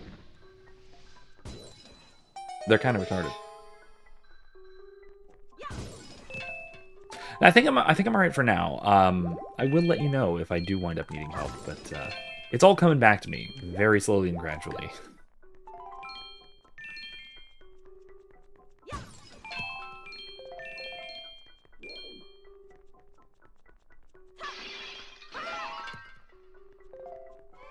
I didn't need it, but fine.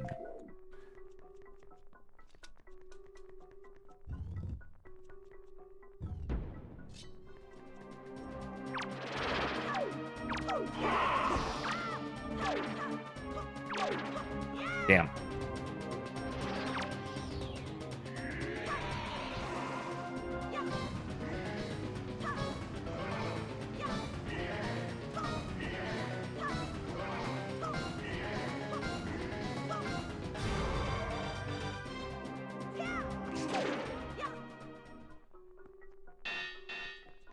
Uh-huh. It's where the hilt points.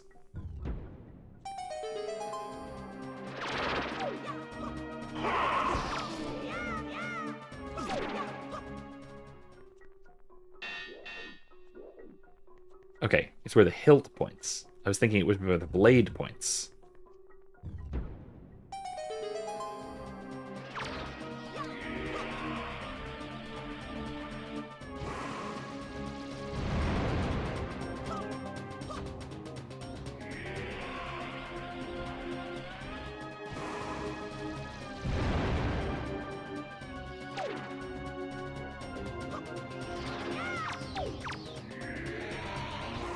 Can I just do this? Nope, I can't. Mirror Shield does nothing. Worth a shot.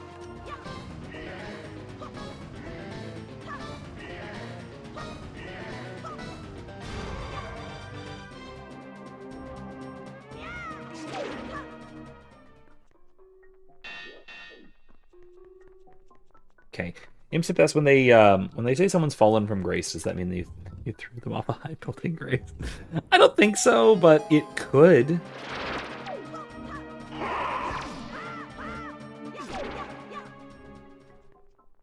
I mean, you know what? You could in fact. I think you could use that turn of phrase. I think that would be an appropriate use of that turn of phrase.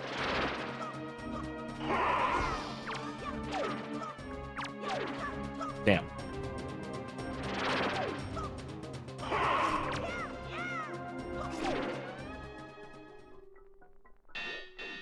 Or maybe somebody fell off of her shoulders, you know? She was carrying someone. They just couldn't stay up. Coffee.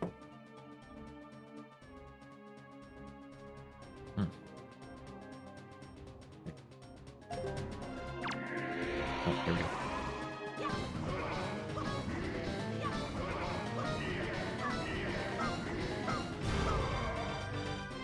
I love the music. That's such a nice, dramatic build. Oh, this is just black coffee. Just regular black coffee. Hmm? Oh, here we go. Okay, the actual fight, isn't it? Ow! My bones!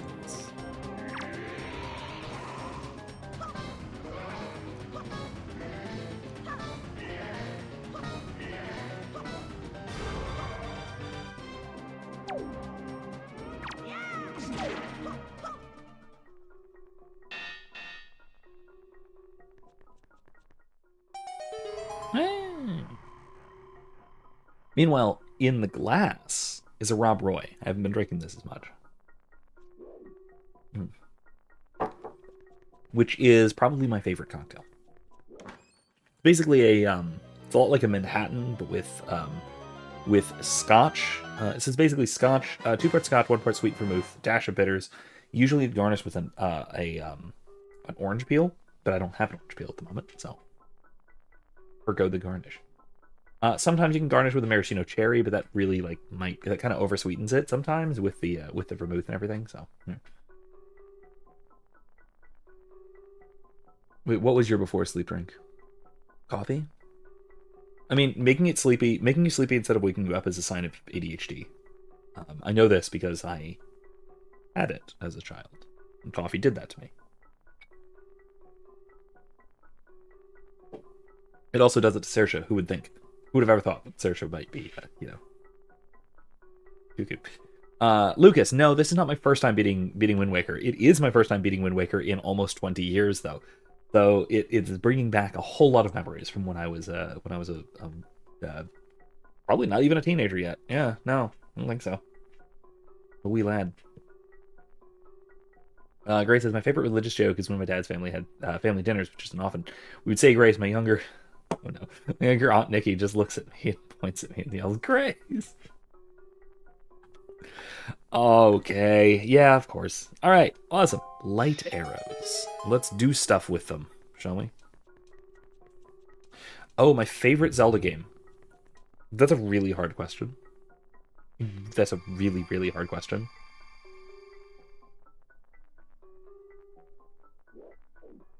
Maybe Majora's Mask. That didn't work. That didn't work either. Huh. I don't remember exactly how this works. I shoot down. Nope.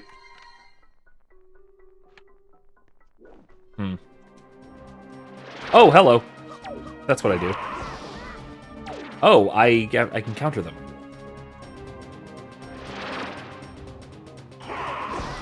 Oh, I can't counter them. That's incorrect.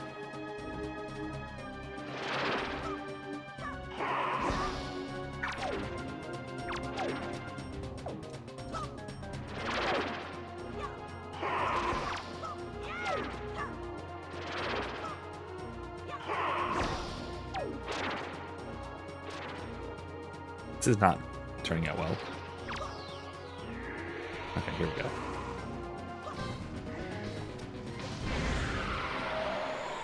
Hey, there we go.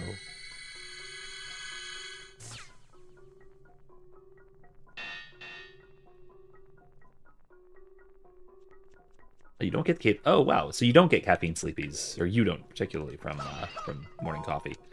I mean, I guess not. Presumably not everybody does, and different things like that can I'm sure affect different people differently. But as far as I know, it is a common enough symptom of ADHD that that caffeine makes you sleepy. But I'm sure it's not universal.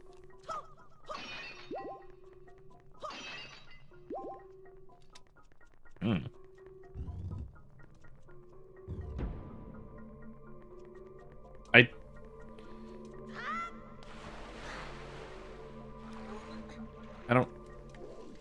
I don't need to do this, do I?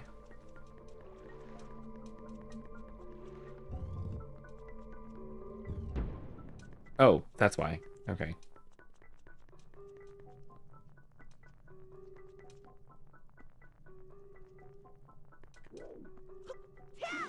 Hey, there we go. Tears of the Kingdom is growing on you. I haven't played either of the new Switch ones. I don't have Switch, and honestly, I don't know. I can't see myself really liking them that much, just because they're so different from the Zelda formula. You know, there's such departure from the sort of standard traditional Zelda formula. I don't know. I'm a little skeptical about them. I will probably give them a try. Both of the new ones once I eventually do get a Switch. We're looking at getting one for the kids come Christmas time, and you know, I will probably pick up the new-ish Zelda game for both for me, and honestly, Saoirse's probably getting to be old enough for that, so old enough to enjoy it. She's 6, which is around when I played Ocarina of Time, so I think that's kind of reasonable. That is true. I could play Breath of the Wild on Wii U, but I don't know. It's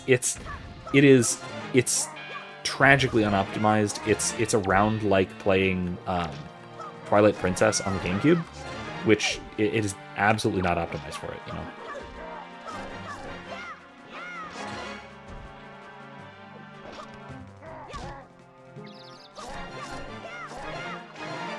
There we go.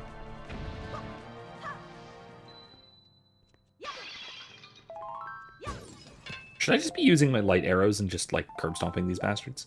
I feel like that's the intention here. There we go.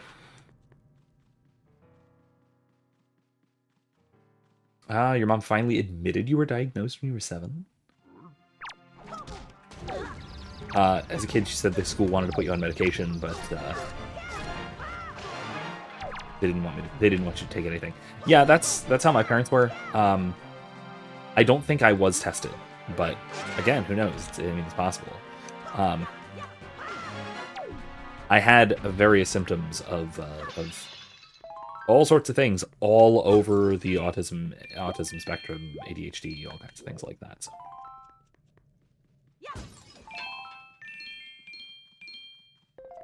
As far as I can think of, just sort of looking retrospectively, which is never a perfect process, obviously, I probably fit the diagnostic criteria for Asperger's syndrome closest.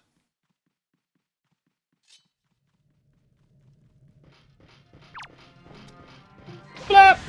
Whoa!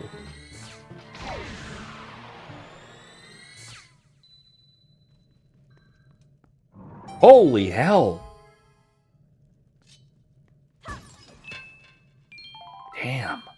Okay, wow, that's really something.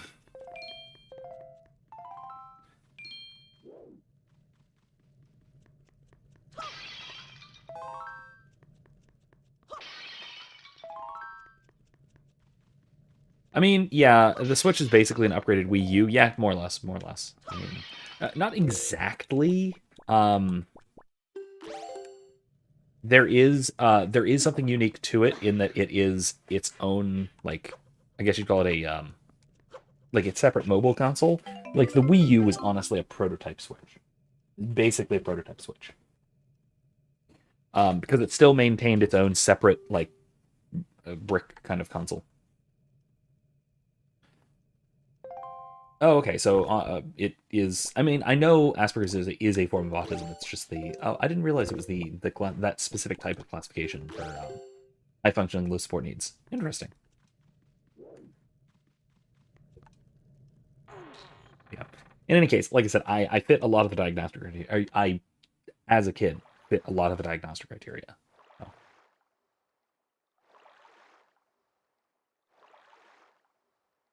having the bow equipped to anything but wise ghost to your eyes. I am using an Xbox gamepad. Okay, it's here, not look. It's here, not here. It's right next to the B button. In other words, next to my sword button. Oh, you've never actually played Wind Waker on the GameCube. First was on the Wii U. Oh man, kids these days. Kids these days. This is the so to clarify, this is the GameCube version. I'm just emulating it on my PC. I have the GameCube version. It's in my cabinet in the other room. Um, but I don't have a capture card for my GameCube. So I'm not going to be it would be a huge pain to try desperately to play the thing on the original GameCube, instead of just playing it on my PC, which my PC can handle just fine. So likewise, I'm going to do the same thing with Twilight Princess, which I'm probably going to start next week. I'm going to be playing the Wii U remaster of Twilight Princess, but I'm going to be emulating it on PC because I have a Wii U emulator. I have the game, I have the ROM, I have it all set. I have to make sure that it works between now and then, but that's what I'm going to be doing. Like I said, I have the Wii version and I have the Wii U version of Twilight Princess, but also like I don't want to. Well, first of all, my Wii U is broken currently, so there's that problem. Um, but also, I don't want to have to deal with the whole like trying to figure a capture card and all that. So I'm just gonna do it here. Just gonna do it here, you know. Grace says autism on official paperwork like student loans. I know because I had to be reclassified for university accommodations. Ooh, hmm. That's actually a good thought. I probably could have milked that. I probably could have milked the diagnosis, but oh well.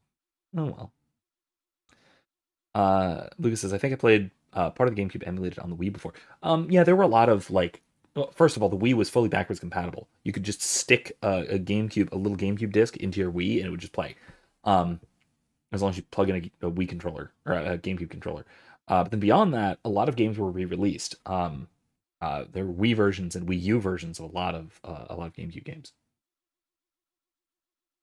Do you sleep still? Wait. Do not be so hasty, boy.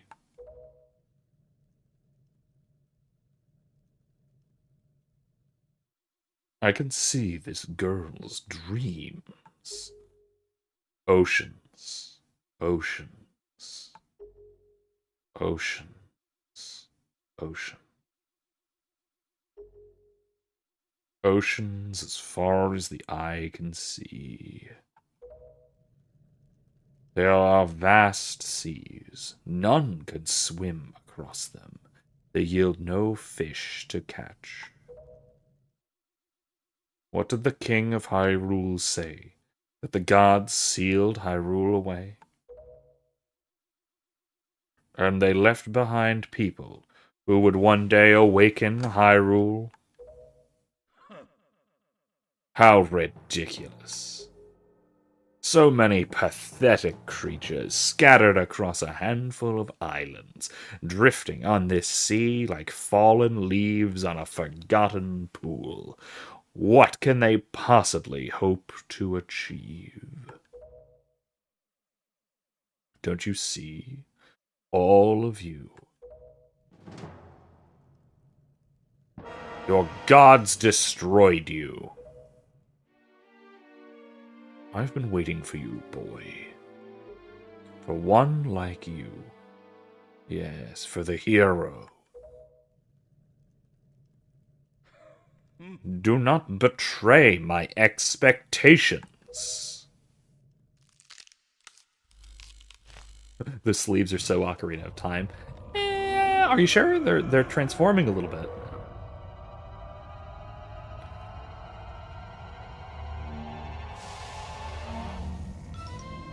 I always thought this looked so ridiculous. The whole puppet Ganon thing.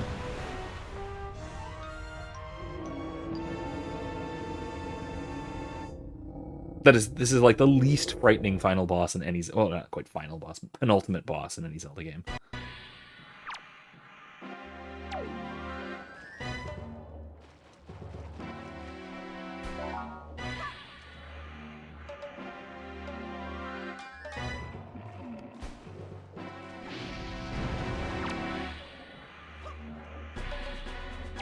Oh, wait, what? Hold on. Do I need to hit the red one?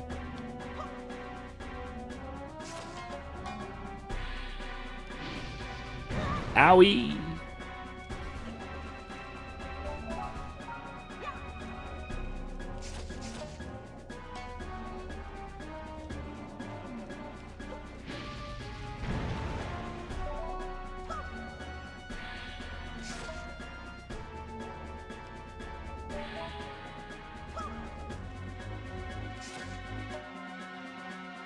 Sproink.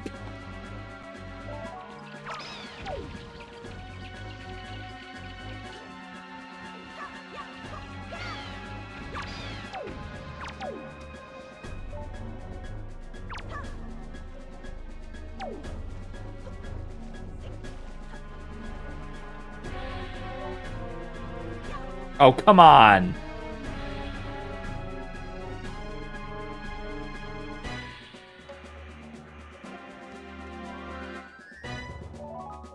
Yeah, this is extremely cheesy.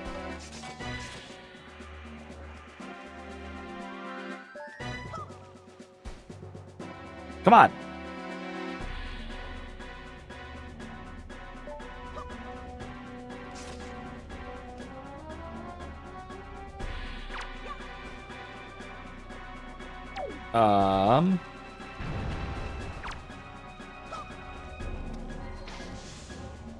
That didn't help me at all.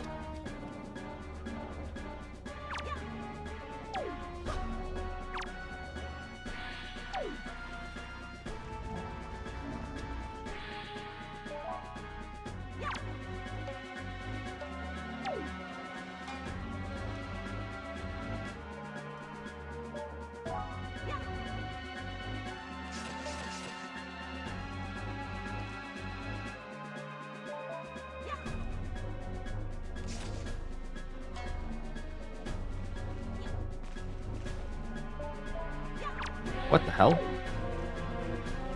It's not at all what I wanted.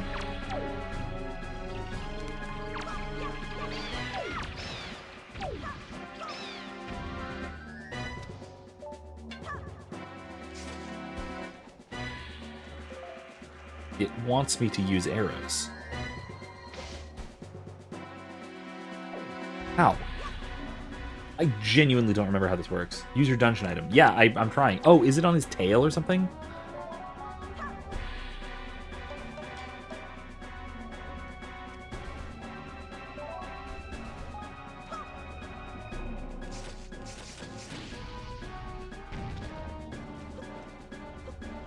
Yeah, it's on his tail. Okay.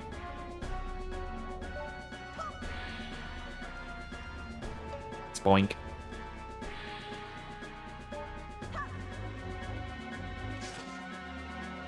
Okay, cool. Frick.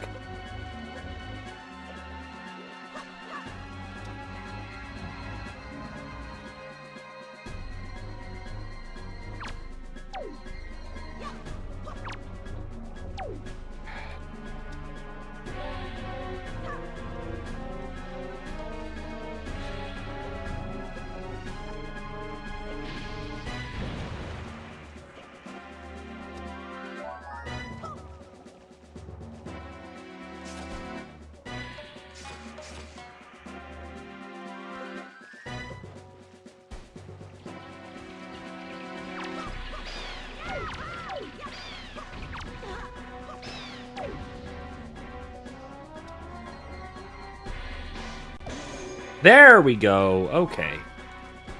Frickin' finally. All right.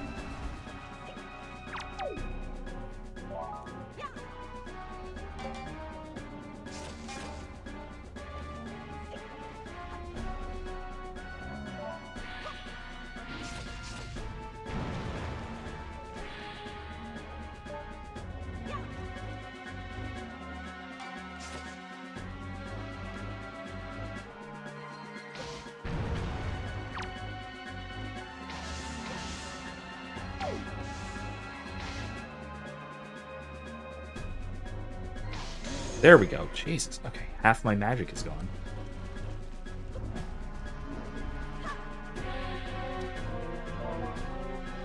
It's a little bit tedious.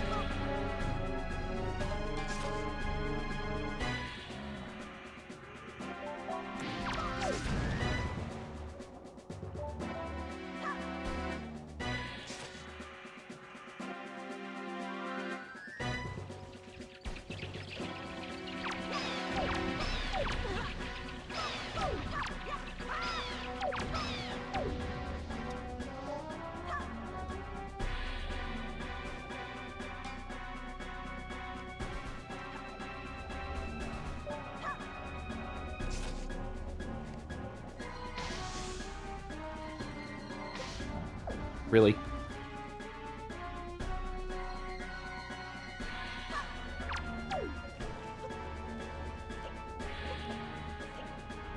Yeah, I'm trying to shoot him, okay?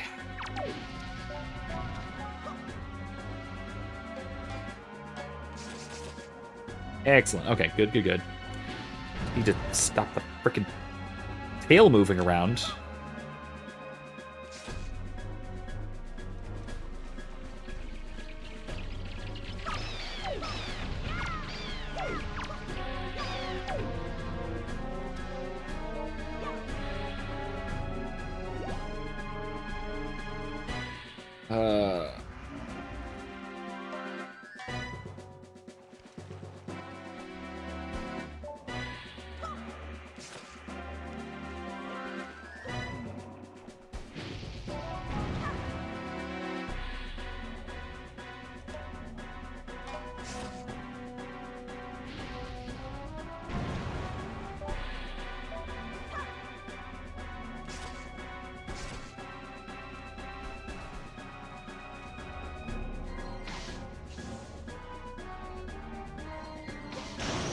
Oh, God. Okay, finally.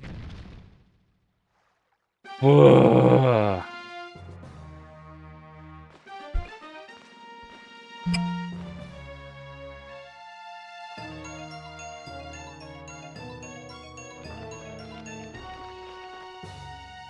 Yeah, I will say that was oh yeah, this. Spider Pig, Spider Pig.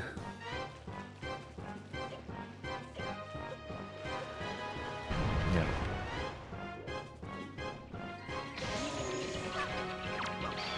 Honestly, this one's less bad. From what I remember, this one's less bad. Oh, thank God.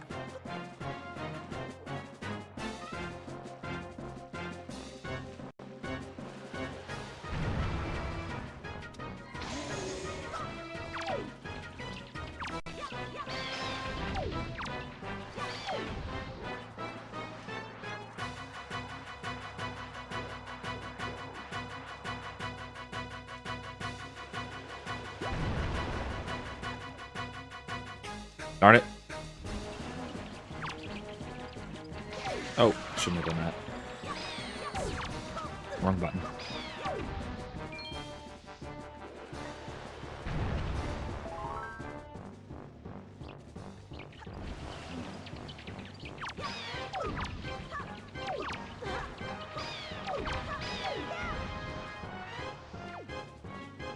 Oh.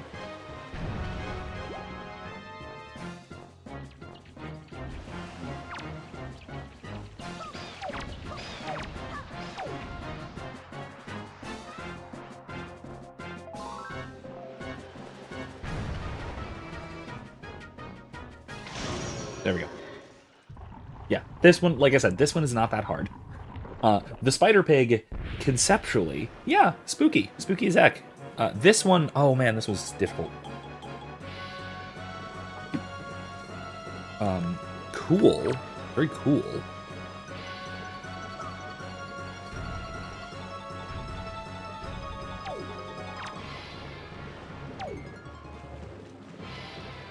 Oh, it's these fuckers.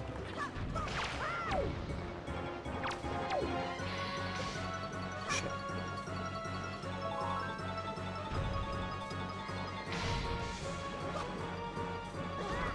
Got me.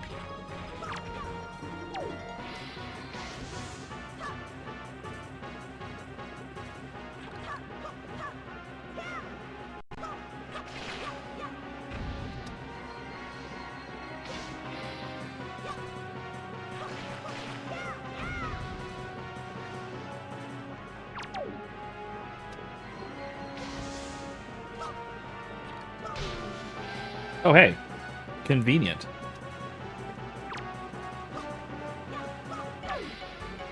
I forgot I could stun the damn thing. Big snake.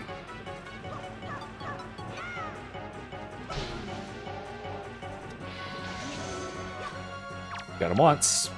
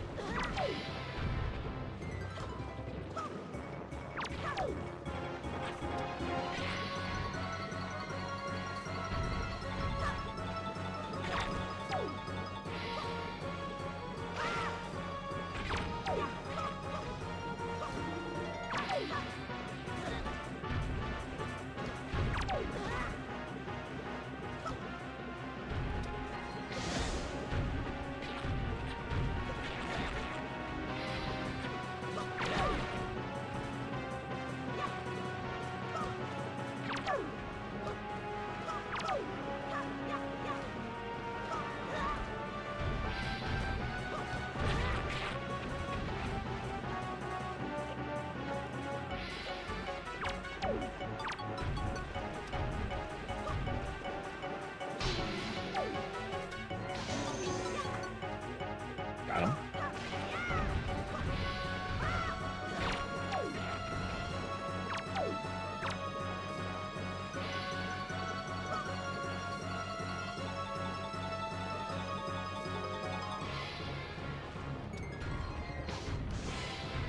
Okay, that does not stun him. Okay.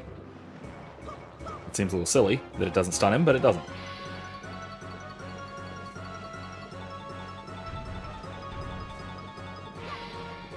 Come on. Come on. Bring it. Bring it.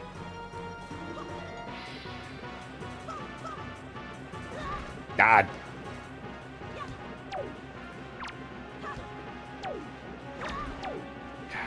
Back here.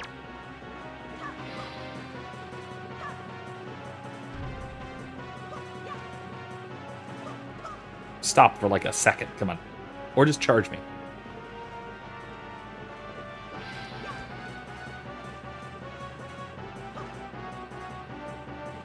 Puppet Ganon is cracked out. Yeah, that is the best description of this I've yet seen. Oh my god.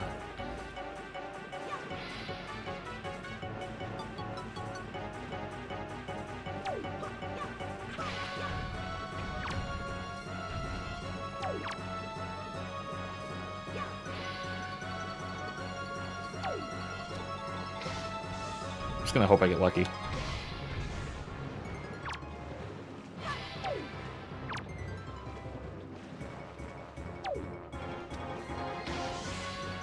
Close. There it is. All right. Whew. All right. There we go. There we go. There we go. We're good. We're good. We're good. Okay. Ganondorf time, right? Right? I think.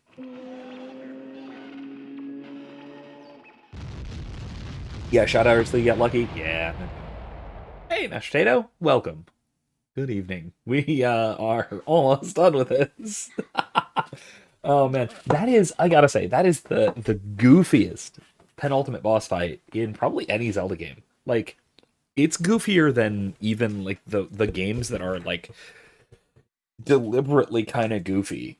Um, like Minish Cap is deliberately really goofy. Like it has bosses that are like a centipede or something. But that's just freaking weird. Yes, surely you are the hero of Time Reborn.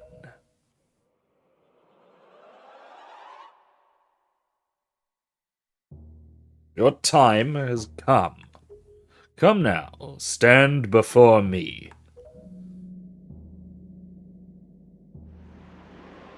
Levitate. Can I do that? Does the Triforce let me do that? That'd be cool.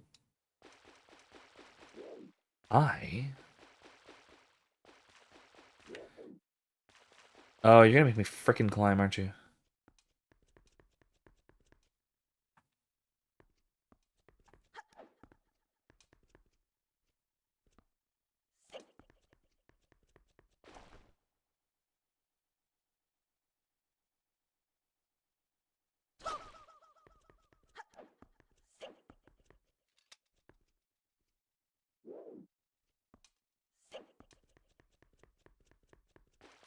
Um,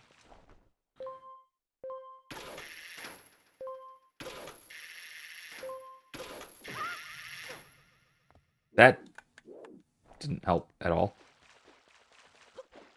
Local man foiled beverage. Shut up. I remember now.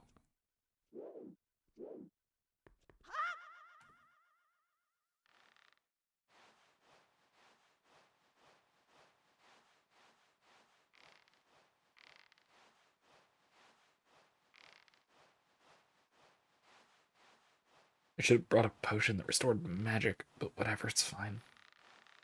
Good thing I have the 99 arrow quiver. That's really helpful.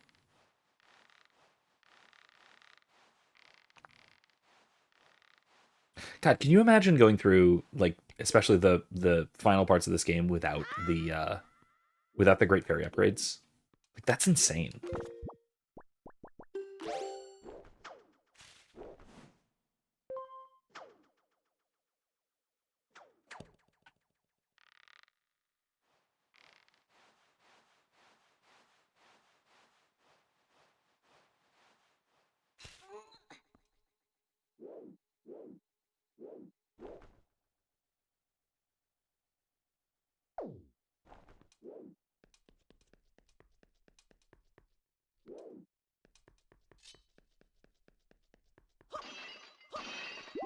Oh, see, that's helpful.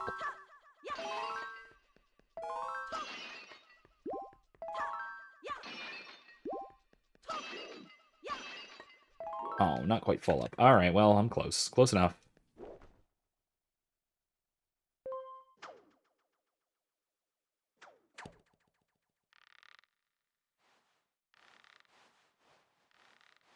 All right, here we go.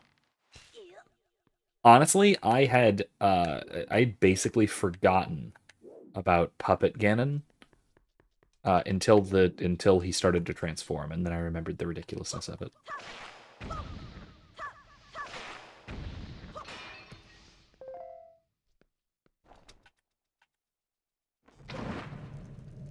Um, really?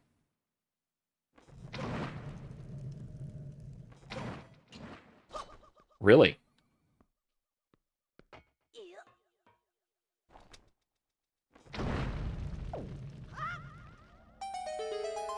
Now I can warp up and down. Yay! I don't need to ever do that, but it's nice, I guess.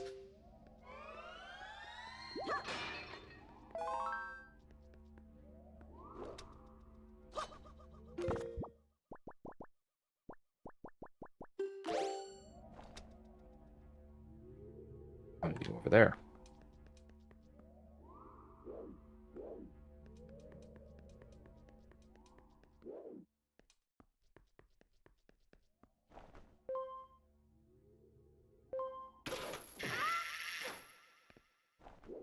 All right, here we go. This is the final boss, right? This is it. I'm here. I made it. Oh yeah, looks like it. Here we go.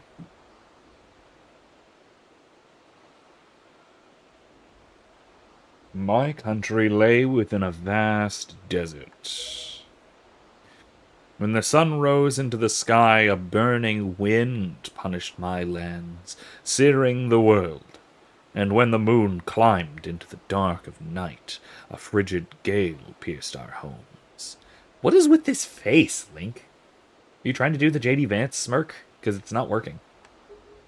No matter when it came, the wind carried the same thing. Death. For the winds that blew across the green fields of Hyrule brought something other than suffering and ruin. I coveted that wind, I suppose. It can only be called fate. That here, I would again gather the three with the crests. That I should lay my hand on that which grants the wishes of the beholder. You mean holder or beholder? Whatever. Then when power, wisdom, and courage come together, the gods would have no choice but to come down. The power of the gods, the Triforce, he who touches it will have whatever he desires granted. Already the crest of wisdom is mine. All that remains.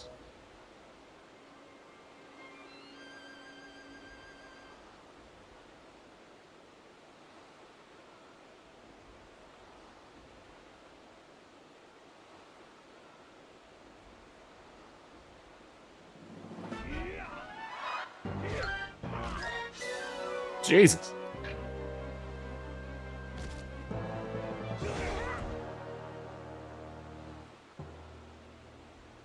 Do not fear. I will not kill you. I merely have need of the power that dwells within you. An evil smile. Yeah, like, a little over the top. Now, let us put an end to that which binds us together.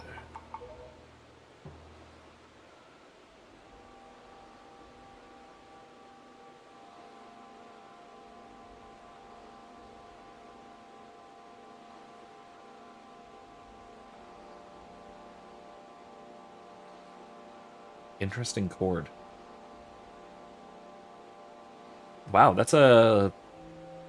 What, a 1, 2, 3 chord? Wow, that's weird. That's weird. That's a weird... Anyway.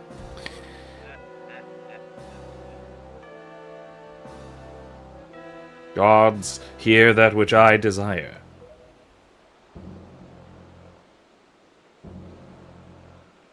Expose this land to the rays of the sun once more.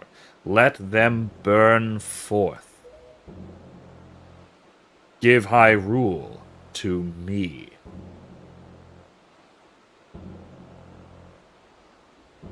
Okay, good question. Is Ganondorf evil, or simply a misguided leader who wanted to improve the lot for his people? Both. There's no contradiction there, right? So he, in part, he wants to improve the lot for his people, but it's not exactly that, right? It's not that he wants to improve the lot for his people. He's fueled in large part by resentment. Resentment is one of the chief motivators of political tyrants, like Ganondorf. And that resentment leads him to seek both power for its own sake, which is intrinsically disordered, right? Power is only ever extrinsically good. It's only ever for the sake of what it can achieve for you, right? You'll notice what he does right here in this instance, right? Rather than wishing for something, he wishes for power. Okay, he's pursuing all of this, all three parts of the Triforce, right? In order to obtain the power to obtain what? Power. It's perverse, right? His entire pursuit here of obtaining power for the sake of obtaining power, this pursuing power as if it were intrinsically good, is a perverse kind of pursuit. It's precisely what Plato talks about in terms of the tyrant. It's the inverted soul.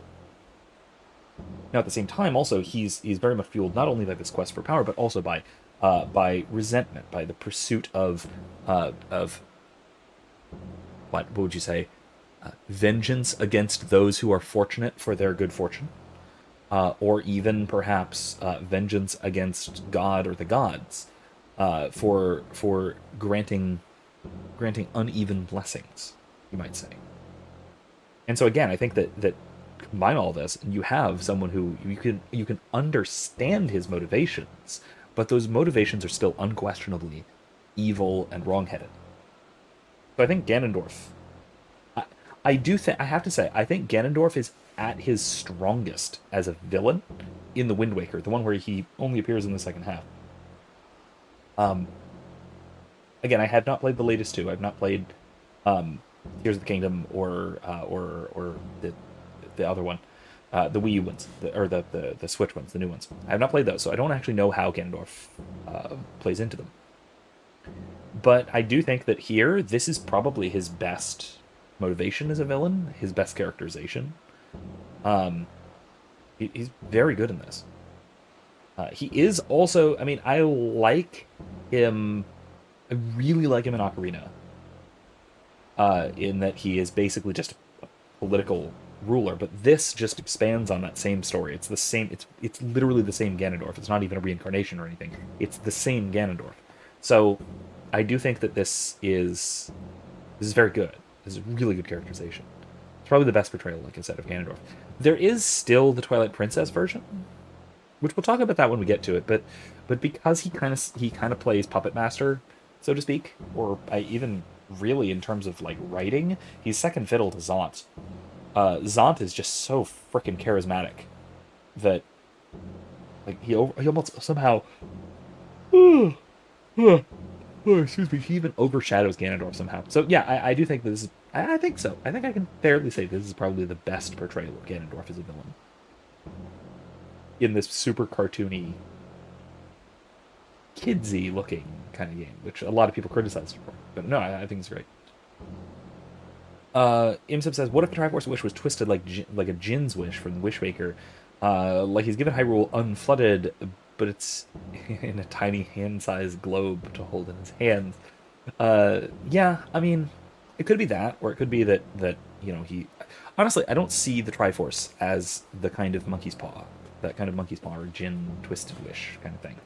The Triforce is nothing if not sincere and genuine. And so this is, I think, a different lesson than the monkey's paw wish.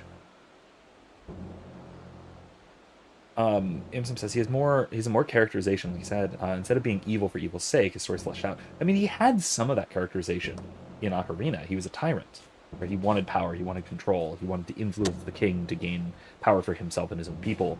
And that much was clear. So I think that was good. But this, I think, really does expand on it a lot more, and it does a great job at it. I think it does a really good job characterizing.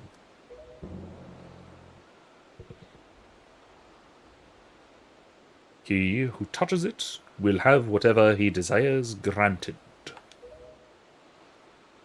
That is what you said, is it not, Ganondorf?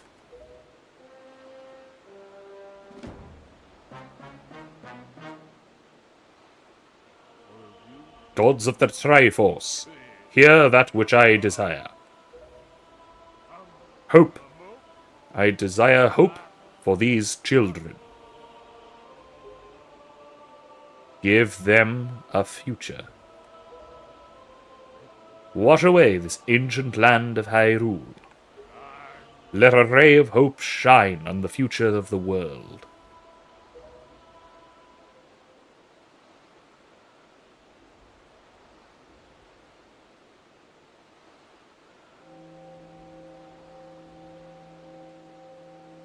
I don't know how he snuck in front of Ganondorf to do that, but good for him. And let our destinies finally be fulfilled, Ganondorf. May you drown with Hyrule. I love the twist of fate. I love this. I love this ending. It's so good. Like, yeah, no, Ganondorf beat the shit out of you. And then guess what happens? Who saves everything? The King of the Red Lions. That's who. The same guy who's been saving you the whole game. I dig it. But he saves you in such a weird and unconventional way by just flooding Hyrule, burying everything beneath the sea. sending you eventually up back to the surface. Like it's great. It's so great. And then of course you get the maniacal evil laugh. Everything about this is so good. I love this. I really do love the ending of this game. Setting aside the whole Puppet Ganon thing, which I do insist is utterly ridiculous, the ending of this game is fantastic. This is foolishness. A future? What are you? He's got a smiley on his back. I'm sorry, I ruined it, but that's definitely a smiley face. What are you laughing at, Ganondorf? You're insane. Oh wait, no, sorry, this is Zelda. What are you laughing at, Ganondorf? You're insane. Link, I'm sorry. I overslept. Thanks, Zelda. I think it's time for us to say goodbye to this place. We must return to the world above, back to our ocean. Yeah. What about your tiny sword? You gonna pull that thing out? Very well then. Allow me to show you. Cool swords, man! Your future. Yes, allow me to show you just what you hope you have.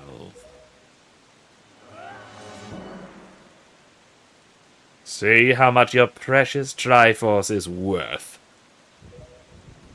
Boss fight time!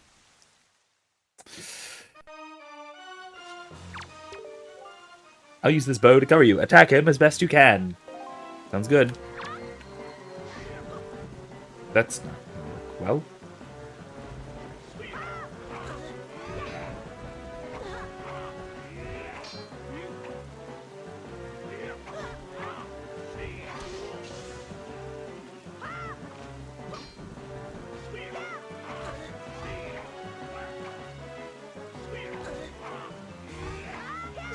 Gotcha.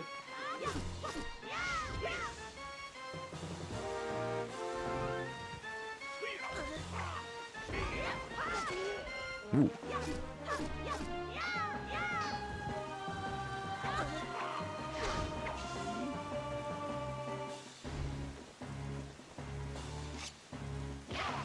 Ooh.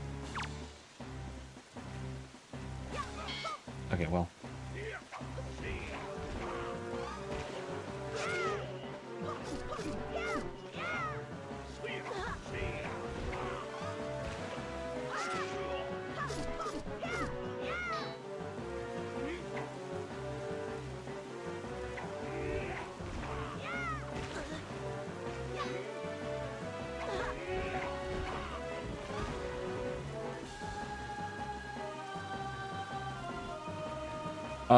What, do I have to get the bow for this?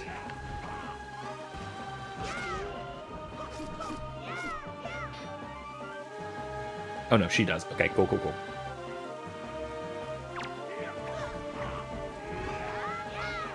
Ooh, he blocked me? Damn, okay.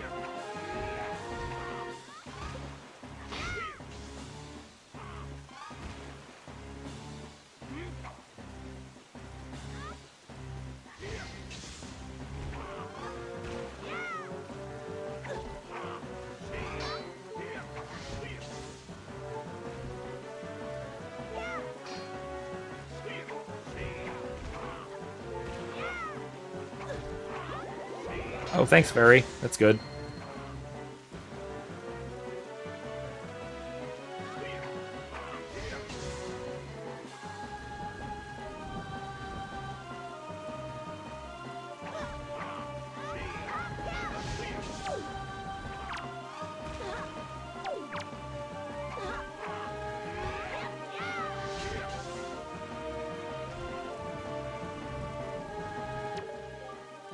Link, you have to distract him. Are you ready? I'll aim for you. Use your shield. Do you get it? Yeah, I get it. Coolness. Let's do this. Woo!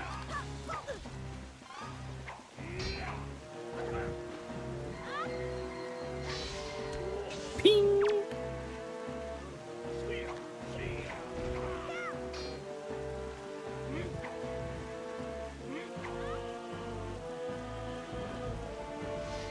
Oh, come on.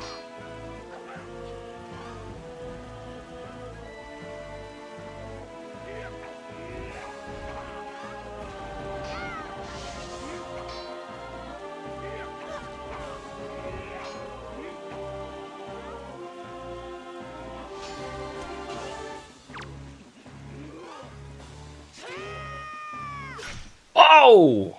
God, I love that ending. Oh, that's such a good finisher. Oh!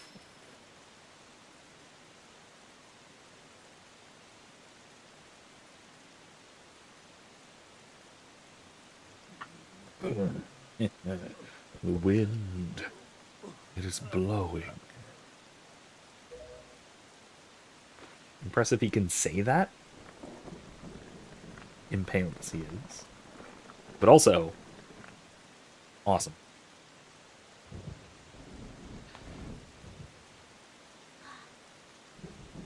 Link.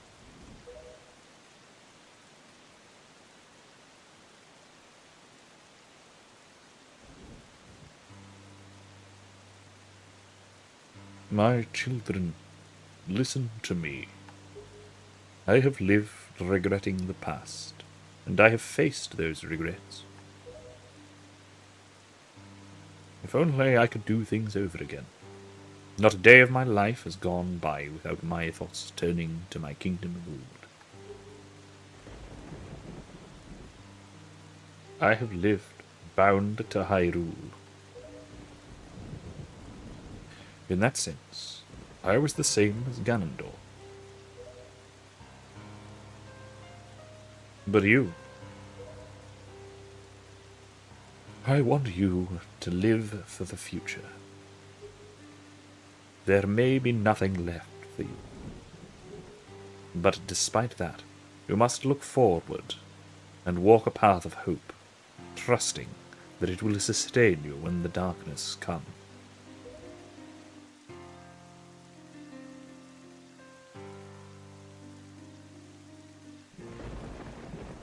Farewell. This is the only world that your ancestors were able to leave you. Please, forgive us.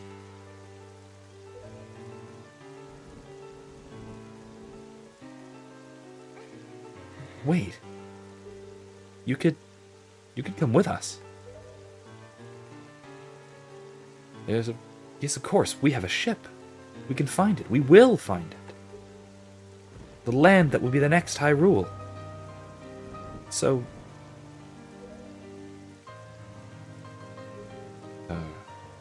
but child, that land will not be Hyrule.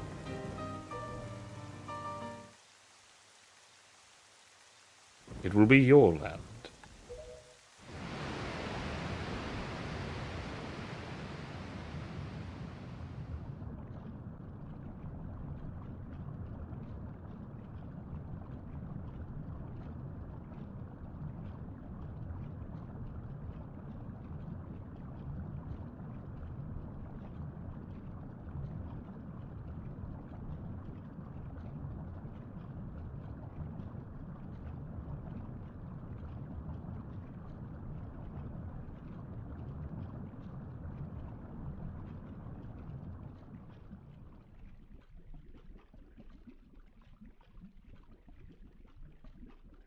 I have scattered the seeds of the future.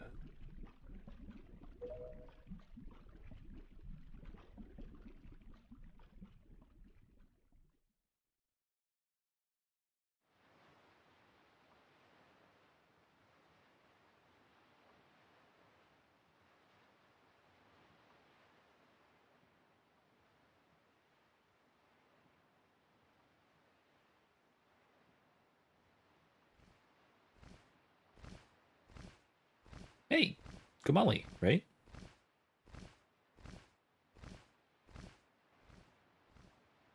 Hey, pirate ship! Should Link get a kiss at the end of every game for his heroics? Maybe. Depends on the game, really. I think this one's fine. Yeah, it could. I think it could. There's always, of course, the controversy of who is Link's, like, destined true love in Twilight Princess. And I'd kind of lean towards Midna, honestly, of the Zelda versus Midna thing. But we'll get to that. We will get to that the next game. Because that's next week.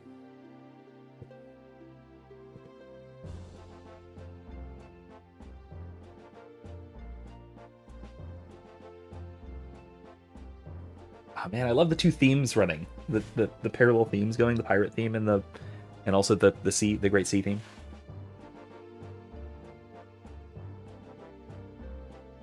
You ship him with the fishing pond girl? Wait, from Twilight Princess? I do not even remember the fishing pond girl. I will have to find out.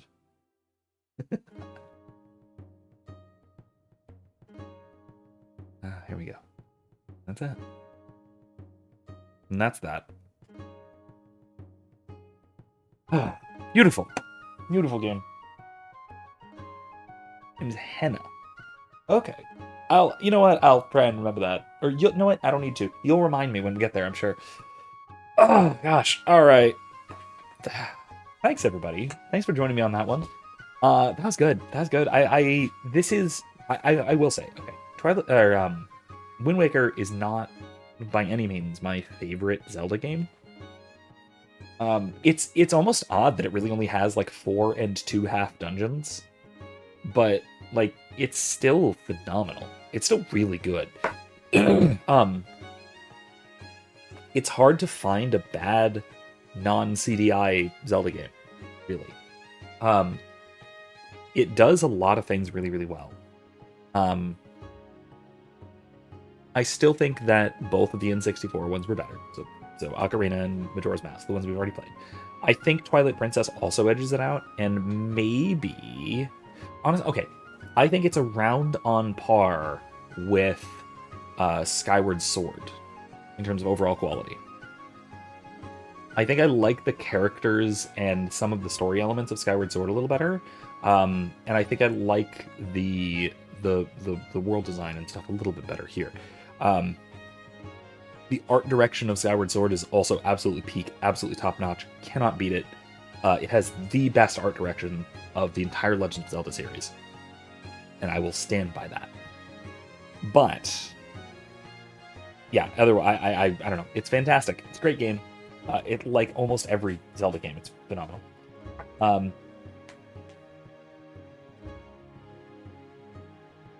Imsynth asks, when a Zelda game ends, does the legend conclude or does the legend continue? The legend recycles.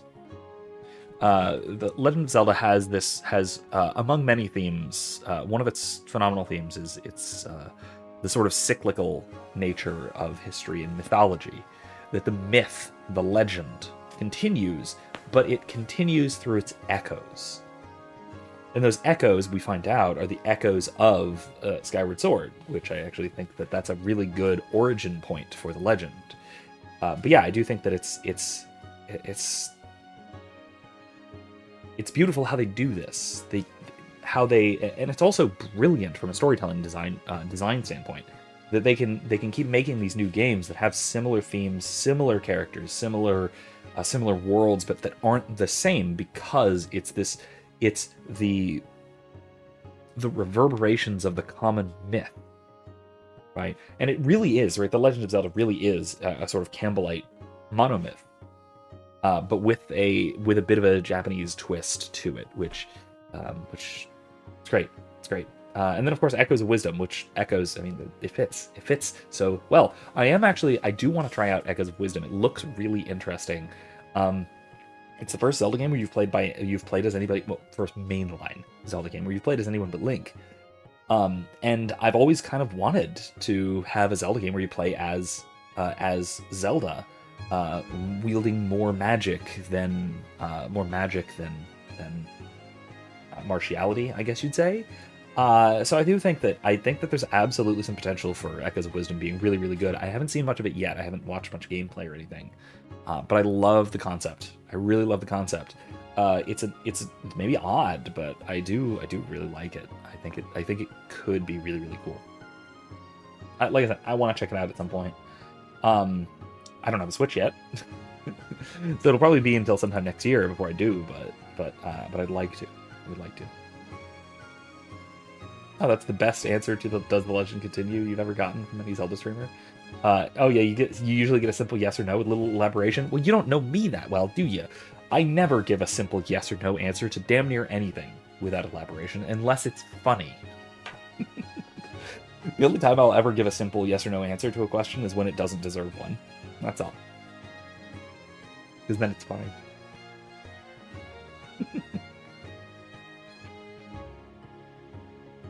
Oh, God. All right. Anyway. Good game. Hope you join me for the next one. I'm planning on starting Tuesday. We're going to be continuing along on Tuesday, continuing the Zelda series with the next one. We're going to be continuing with Twilight Princess.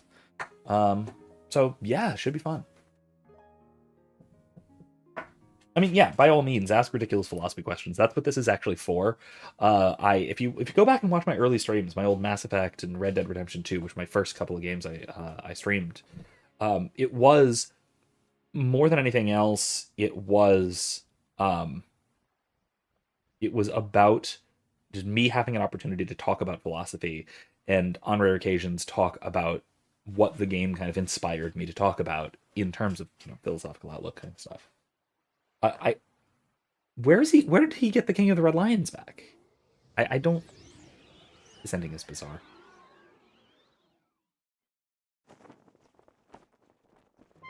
They're trying to do the ending of Majora's Mask again, but the Majora's Mask ending was just too spot on. They should have just had him on the pirate ship with Tetra. Whatever. The wind will guide us.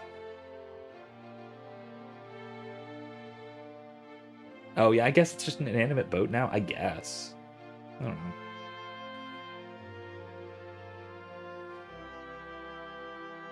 Aw. Bye, big brother.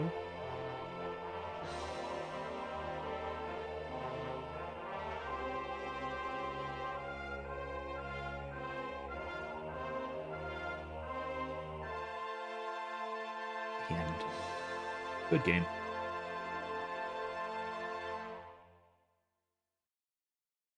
Yeah. So yeah, we'll see. I'm gonna, like I said, I'm gonna start Twilight Princess next week. So hope to see you guys then. I had a wonderful time. I'm gonna put my current this week's class and stuff. Save maybe. Yeah, that's fine. I'm not gonna continue this. Maybe ever. We'll see. Put